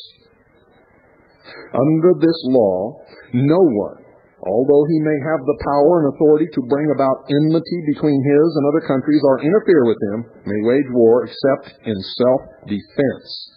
This was the basis of the Constitution of the United States of America. It expressly forbids standing armies except in time of invasion or insurrection. And it limits the funding of those armies to a period of only 2 years. The only constitutionally standing force is the United States Navy. And it stands simply to protect the vessels of trade belonging to the citizens of this great nation. You didn't know that, and I know you didn't know that. If you have a copy of the Constitution, if you read it, it will become plain to you. It is as plain as the nose upon your face if you would just read it. Under the law, no one, although he may have the power and authority to bring about enmity between his and other countries or interfere with them, may wage war except in self-defense. However, the question in general concerns only those who are on the path toward the attainment of true freedom, wisdom, the ultimate of the soul's achievement, the individualization of the whole person. Those who are preparing for the work, for freedom, and not the enslavement planned for them by the Ark Destroyer and his ambassadors, now so active. It must be accepted as a maxim that man cannot be entirely free until he succeeds in individualizing himself and is able to stand alone, meeting all conditions and all forces as they confront him. In modern times, Admiral Byrd might be cited as one example, living as he did, alone for many months, thousands of miles away from all of his fellow men. However, no one should be bold enough to form an opinion on what took place in his mind and soul during those months while alone and suffering from a grave illness. He was forced to depend solely upon his own resources. How many of you are able to so function? Another example of individualization and the attainment of freedom was that of Bunyan, who, given the choice of recanting his opinions and his teachings, or being incarcerated in an indescribable dungeon, chose the dungeon. He might, like millions of others, have chosen physical freedom by denying the soul's spiritual destiny. This would have made him both a craven coward and a victim to a constantly accusing conscience. much like what happens to me when I try to shirk my duty as a messenger to the world. But he took advantage of his isolation to create the immortal masterpiece called Pilgrim's Progress. It was a volume that earned him undying fame and ultimate physical freedom. Those who imprisoned him did not succeed in enslaving him, nor in destroying his individuality, and are long since passed into the silence and forgottenness of all evil ones who then as now, being in temporal power, foolishly think they can accomplish what no others could. Like those of the past, they also will soon be forgotten or mentioned only with derision and hatred. Many Americans believe Patrick Henley, the first to voice the inner feelings of man, that it is far better to die in an effort to be free than live and be a slave to tyrants. But the idea, dear listeners, is as old as organized society and was well developed 2,000 years ago. There were those who lived during the life of Jesus Christ, called the Nazarene, and labored for the welfare of mankind, who clearly foresaw the shadow of tyranny that was to follow in coming ages and forewarned future generations. Unfortunately for mankind, throughout the ages, and more so today in the present, few have ever heeded the warning until it was too late, and then they proved too weak to free themselves from the shackles which they had permitted to be forged, enslaving themselves. Apollonius, who is believed to have been active during the lifetime of Jesus and taught the law of individual freedom and spiritualization, traveled over much of the then-known world, preaching, healing, and teaching that, quote, wise men must be ready to lay down their lives for their beliefs. Freedom is a faith based on a spiritual concept to which all men, both sages and laymen, must cleave, unquote.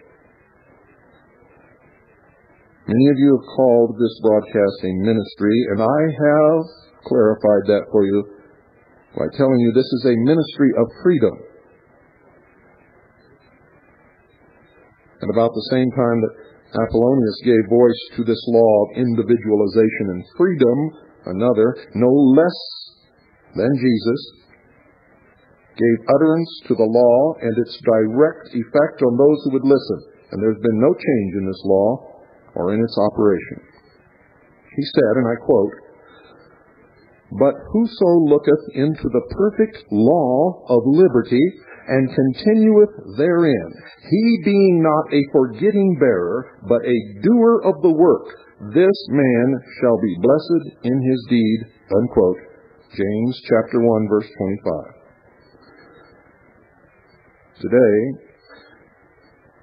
these are comparatively few in number, as was foreseen and indicated by the statement, quote, many are called, but few are chosen, unquote. Matthew chapter 20, verse 16. This has reference to those who are trying to follow the precepts of Jesus Christ, the Nazarene, Apollonius, and the sages, wise men of all times, of all ages, in their efforts to become the selected, the spiritually conscious, but fail to realize that there can be no freedom unless they so obey as to individualize themselves. You see, peace between men cannot be established by legislation or force as long as there is enmity between brother and brother. We must make effort to establish peace between ourselves, bearing in mind the question, quote, what is that to thee, unquote? What other men do, follow thou the law, and all will be well with thee. Were Jesus, Apollonius, Patrick, Henry, and Nathan Hale among us today, they would be both amazed and extremely saddened that the people of this land of destiny, this promised land of freedom and peace, with the exception of a very few of loyal heart, and I know most all of them, were making little or no effort to maintain even the liberty that is still left. They gradually are being destroyed as certainly as in the preceding dark ages, believing in their short-sightedness and ignorance that such a thing cannot happen here or to them. We doubt if our founding fathers would be at all surprised that in this hour of man's inertia and inattention, and the hour approaching the crisis, that the old devil had let loose his most prized co-workers to work without ceasing toward the debasement of the citizens of a once great people to enslave them, and that these agents make no secret whatsoever of their mission. Stop calling it a conspiracy. I have proven over and over again that all is in the open. All is available to anyone who wishes to look. You see, dear listeners, the war of Armageddon is now actually in progress, but has not yet reached its greatest activity. It's not a war in the usual sense. And if you read chapter 1 of my book, Behold a Pale Horse, you understand that it is a silent weapon war. It is, in fact, a quiet war for silent weapons.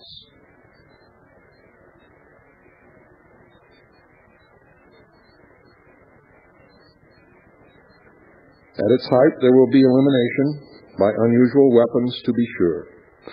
The results is pointed out by one of these agents, and I quote, "There are many reasons for expecting a long period of authoritarian control or enslavement by the strongest of the survivors, the people who were best prepared in advance, who chose the time and method of attack," unquote. Apollonius and Jesus appealed to all who would listen, but few heeded their warning, and mankind paid a terrible penalty from which all now should learn a lesson, although from appearances very few will.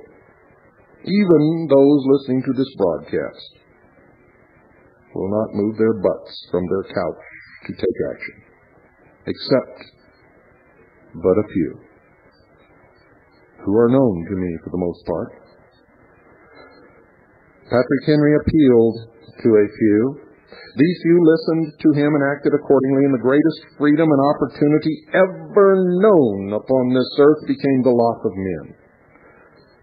Now, because of inertia, apathy, ignorance, stupidity, lack of courage, or an innate weakness, another such cloud of darkness is hanging over America and its once free people, and at this very moment is becoming denser and darker day by day.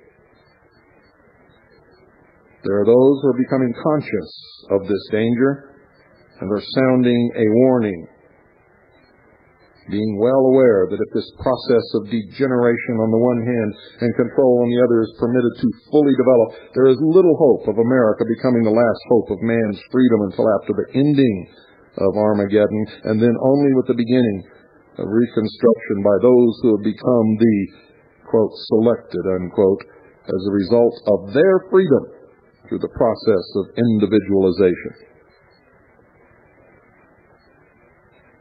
God gave to those who would inhabit the land known as America, and to those who are Americans in fact and spirit, a great promise.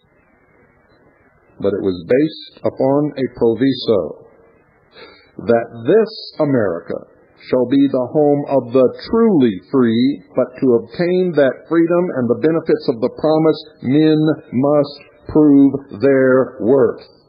Men must prove their worth. The eternal, quest for freedom is not a political affair. It is basically spiritual because it primarily concerns the well-being of the immortal soul, the spiritual being indwelling within man, but unable to attain its highest estate while the mind is entangled in darkness and confusion and the body enslaved. You who are on freedom's path toward the ultimate goal of attainment, awaken quickly and fully to the dangers immediately confronting you, and while you are seeking the enlightenment of the soul and the attainment of individualization, be certain that you do not permit your mind and body to become enslaved. Forget not for one single moment that salvation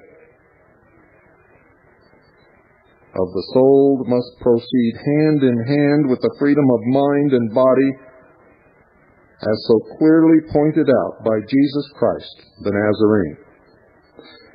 When he said this, ladies and gentlemen, and pay very close attention, quote, "Render unto Caesar that which is Caesar's, that which is material, and unto God that which belongs to God," or the spiritual. St. Matthew chapter 22. Verse 21. I challenge you to stir in your conscience and in your soul, if you have one, and bring forth the courage that is needed to make you free. Most of you are held in the bonds, the chains of fear. And fear is a destroyer. It can also be a savior. It is both the actuator of evil and the protector against evil. Most of you don't realize that. Like all things in nature, it is a dual force. And like the two-edged sword of fable, cuts or is active in both directions. Fear is generally considered evil, an inhibiting force. And this is because fear, as a human weakness, prevents man from making the efforts he might otherwise make to become a giant among men. A giant. You see, all great things ever performed by man have been performed by individuals. Whenever a group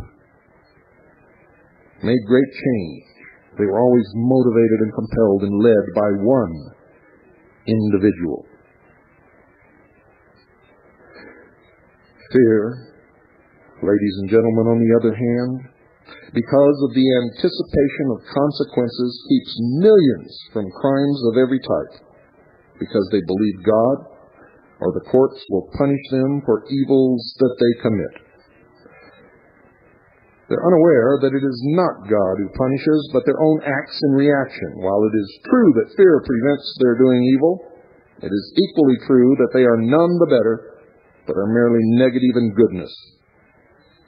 Do you understand what that means? Few of these are aware that their desires are as potent under divine law to punish them as would be the act itself. There is but one difference, but this is important. Others are not affected by the intent as they would have been had the evil deed been done. And is stated most eloquently by St. Matthew in his positive exposition of the law, and I quote, "He who lusts after woman in his heart already has committed the act," unquote, St. Matthew chapter 5, verse 28. This law, ladies and gentlemen, governs all of man's thoughts and desires. The kind which, even if it is impossible to fulfill it, will return benefit to the thinker. But why should man have such strong fear? What was its beginning? Is it not this sense or feeling of fear which has almost since the beginning of time been played upon as the harpist does on his harp by those aware of man's weakness? And has it not enslaved all but a few throughout the ages? Is this not the secret weapon used today, which first impressed and then converted or hypnotized the masses to present-day godlessness, destroying the soul, ideologies of evil? The beginning of fear is easily traced to the time when man's physical and mental development reached a degree enabling him to think. He looked about himself and all he saw and became aware of the danger to himself and to those he loved and for whom he felt responsible. Danger confronted man wherever he looked. And he was immediately conscious that if he desired to live, if he wanted to protect those associated with him, he would need to find a means of defense. Henceforth, the greater portion of his thoughts was based on fear and foreboding of what might be, and a means of protection against it.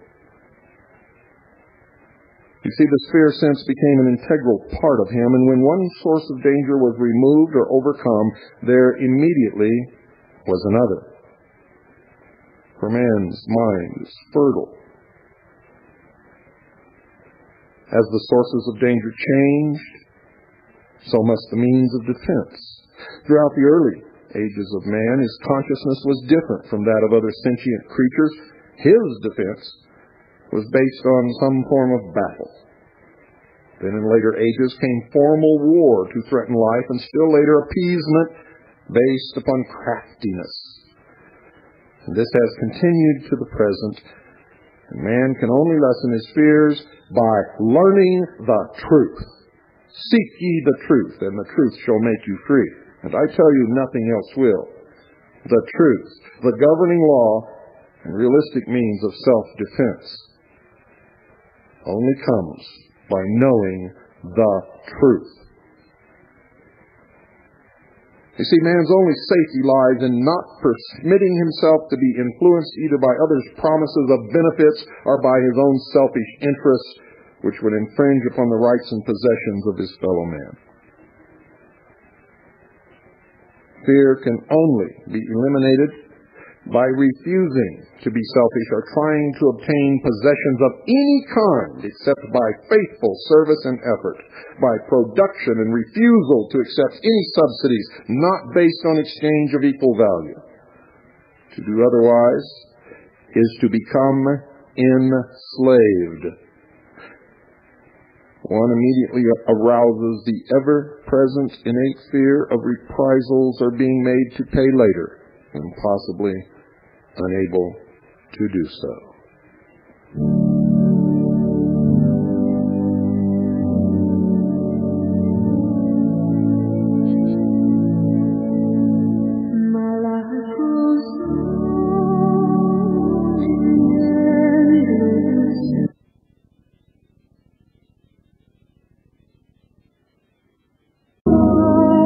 Jesus was wise in his knowledge that it is impossible to obtain something for nothing without payment, thus becoming enslaved.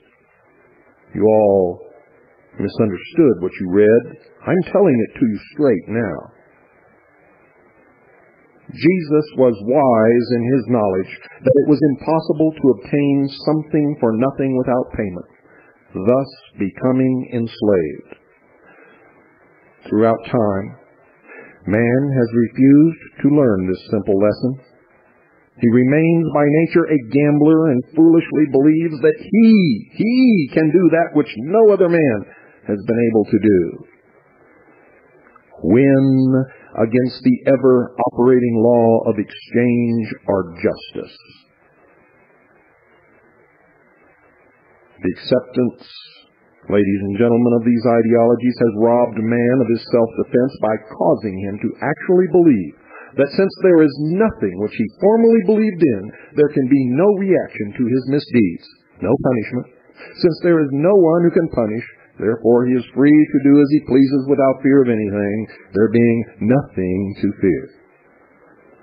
This mental impression becomes so strong that the sense of right is entirely lost. Conscience dead due to the fact that he has become spiritually decadent. Has the fear born in man as a result of his environment and ignorance failed to serve any good purpose? Perhaps, almost with the birth of consciousness there, and the sense of fear, there was also born the thought, quote, there must be a way, unquote. We cannot know with certainty, except by what men experience today in dire emergencies, but faith was born. And with faith were born those who live by the waters of faith. This was the thought, not fully understood, that since there is such a problem to be met, there must be a way to its solution. Those who work around me quickly learn that excuses incur my wrath. The word "I can't" incurs my wrath. For my whole life is lived in the waters of faith, and in my family there's only one rule, one law. Trust in God and just do it. No excuses, no "I can'ts," no bullshit. Just trust in God and just do it.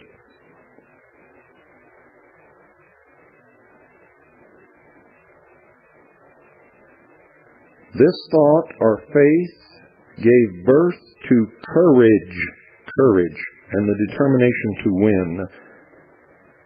And then and there, another element of manhood was born, that of will, or determination. Those of you who believe that everything on this earth was preordained are fools playing a fool's game. For if it is true, then life and religion and God and man are just the butt of a great joke, and someone is laughing loudly somewhere.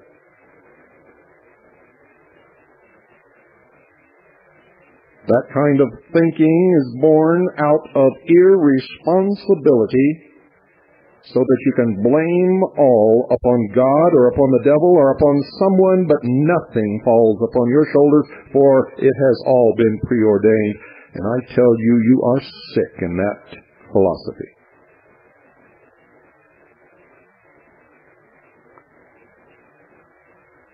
Faith gives birth to courage and the determination to win. And another element of manhood is born with that determination and that of will. In the beginning, so we believe, there was no temper to mislead men by false and destructive promises of an easier way. For man was on his own. He was forced to find ways and means, and in his efforts a manhood akin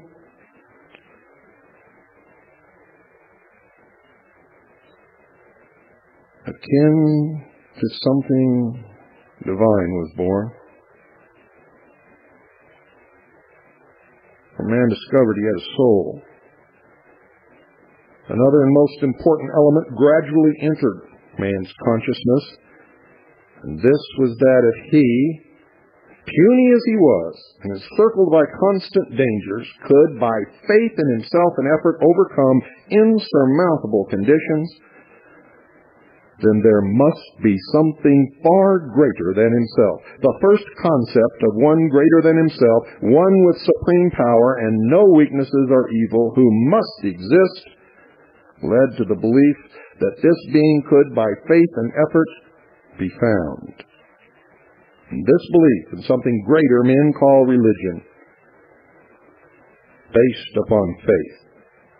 It is through the concept of spirituality and what man may attain by faith, desire, effort, and above all, refusal to listen to the ever-present tempter, that man may gain the ultimate.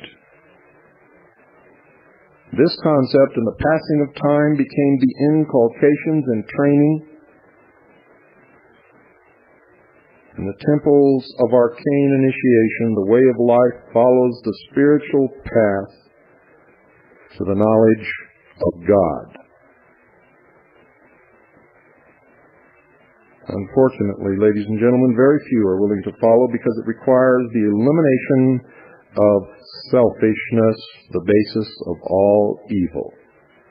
Selfishness. Remember, I asked you a question. I threw out a question one night. Could it be that the fall of man is somehow connected with the casting out of Lucifer, of Satan? That which has not been earned does not belong to one who so obtains it, and consequently the fear that it will be taken from him. You see, it destroys both peace of conscience and the possibility of remaining a free being.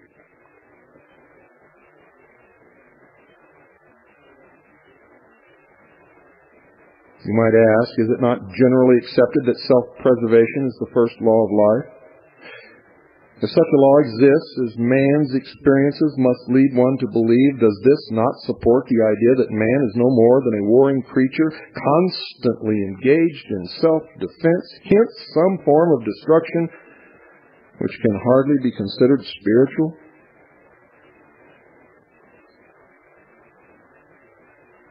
This is the basic law of life. And dear listeners, it is spiritual in its nature. If man failed to do everything in his power to protect his life, as a result of such neglect lost his life,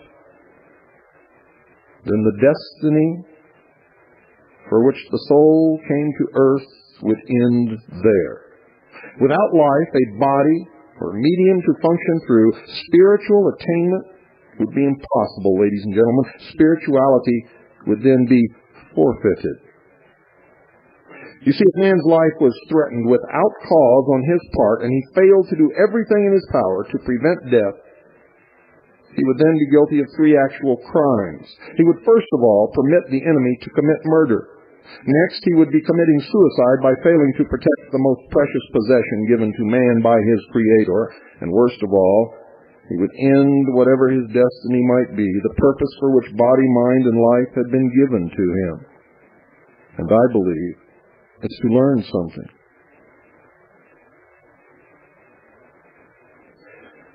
In one respect, man is forced to be a warring, not a murdering creature. And I might inject here that the Ten Commandments does not say, in its original form, thou shalt not kill. It says, ladies and gentlemen, and you can check this, if you wish, go to the original Hebrew and Greek, it says, thou shalt not murder. So in one respect, man is forced to be a warring, not a murdering creature. From his birth, the law of self-preservation forces him to be on guard against every inimical force attempting to destroy him by one means or another. He must be on the alert to prevent man, natural forces, or his own carnal desires to betray him into acts of degradation.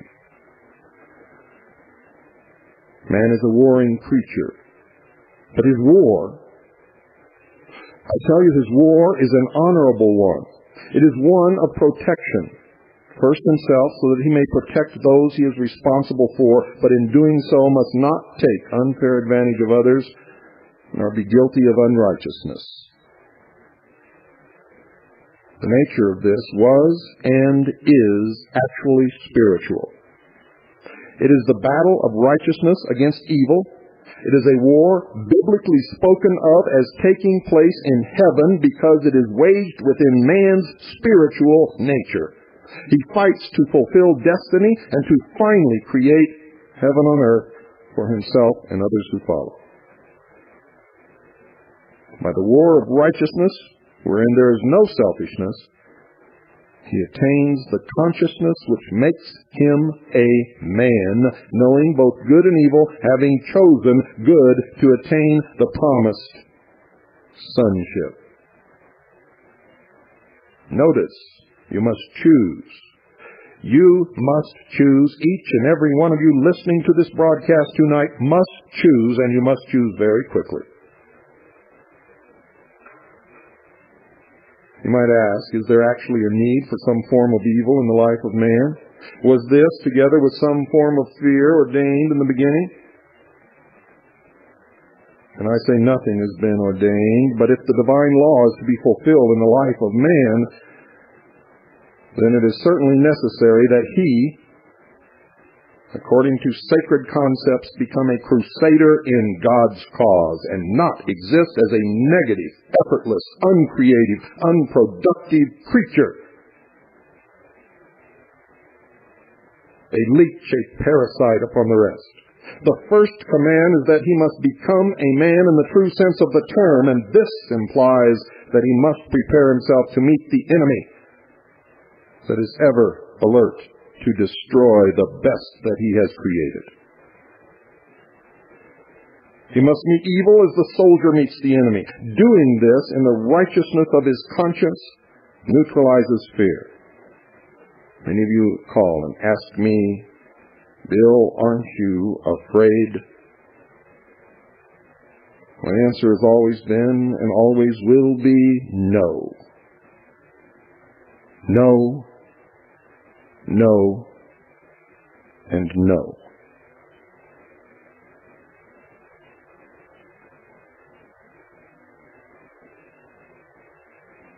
For I know from where I have come, and I know where I am going.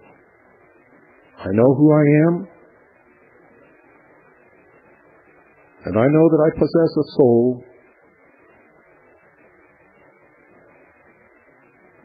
I fear the actions of no man. I fear the judgment of no man.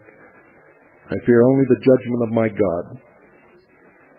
And I know that if I am doing what is right, I need not ever fear that judgment. And therefore, I am not afraid.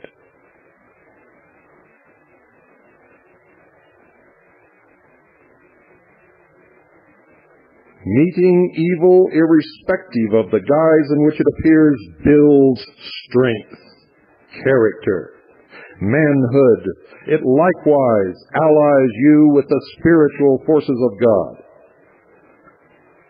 Strength can only be gained by conflict and victory. Those of you who shrink from conflict, shrink from victory, shrink from manhood, and shrink from God.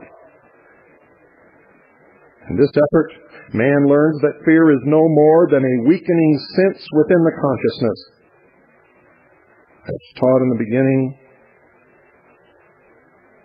of any novitiateship, no matter what path you begin in your life, in righteousness there is the power of strength, not weakness, and you'd better make sure that you are in righteousness and not in bigotry.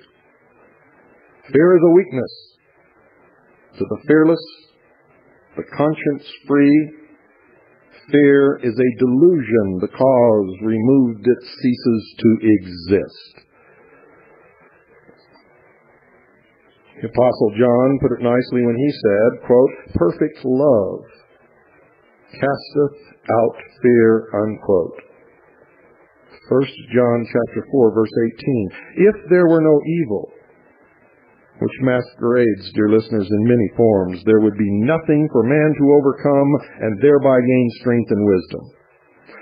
He would be a weakling, depending upon nature or some force to protect and sustain him, and there is no glory in that. There would be nothing to conquer, no lower to transmute into the higher, nothing to attain. Man, said to be God's noblest creation, would be no more than the least of creatures, the worm beneath the earth.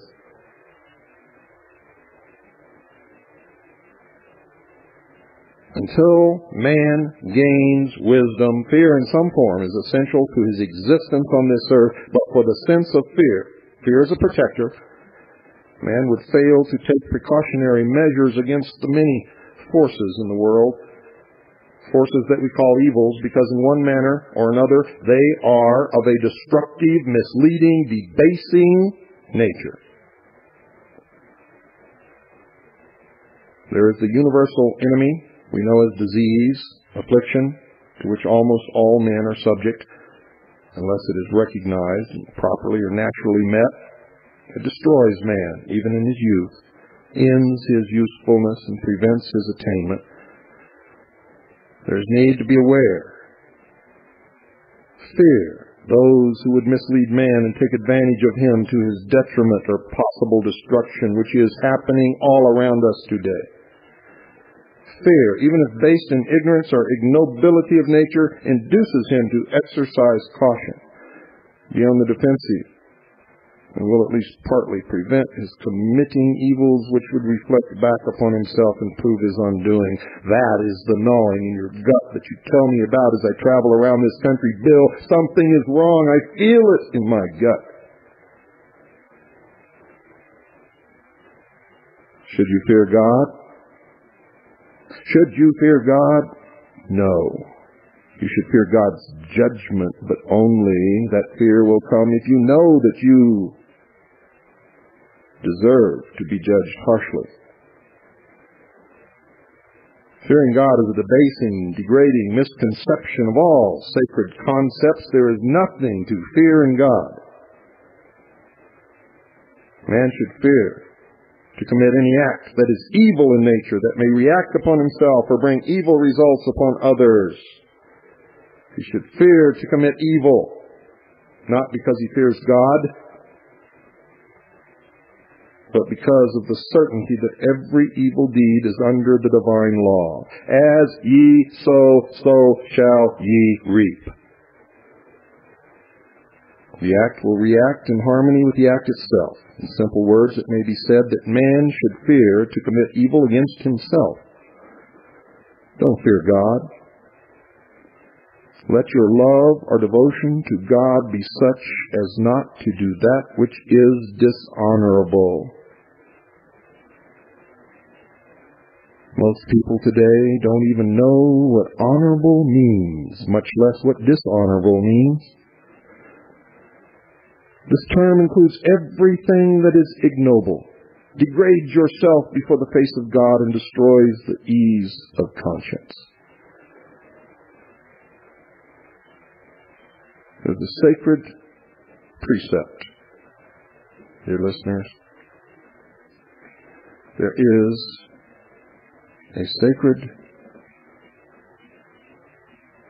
precept dealing with the thought of fear. All men, especially those on the path, and most appropriately at this time, should bear in mind this scriptural warning. Quote, "Fear not, but that which destroys both body and soul." Unquote. The forces inciting to that which we know as evil are ever present and everywhere. Evil, the old devil and his agents, hell's emissaries, are more numerous than ever before in the history of man, and their wiles are beyond the ken of man. On the other hand, the forces of that which we know as good are God's agents, are likewise ever ready to help those in need and seeking protection. It depends upon man's inclinations which will prevail. It depends upon your free will choice, which you must make. Evil cannot enter when good is installed. Evil cannot enter the Augean stable that has been cleansed and has become a temple wherein God, all good, dwells. If you know Jesus Christ, if you know God, If you understand what I have just communicated on this broadcast, get in touch with your soul. Get in touch with God. Have no fear, for we stand upon the edge of a precipice, and it will depend upon those of us who understand what is happening to pull us back from the edge of that precipice and restore the greatest efforts of all mankind. Good night, and God bless you all.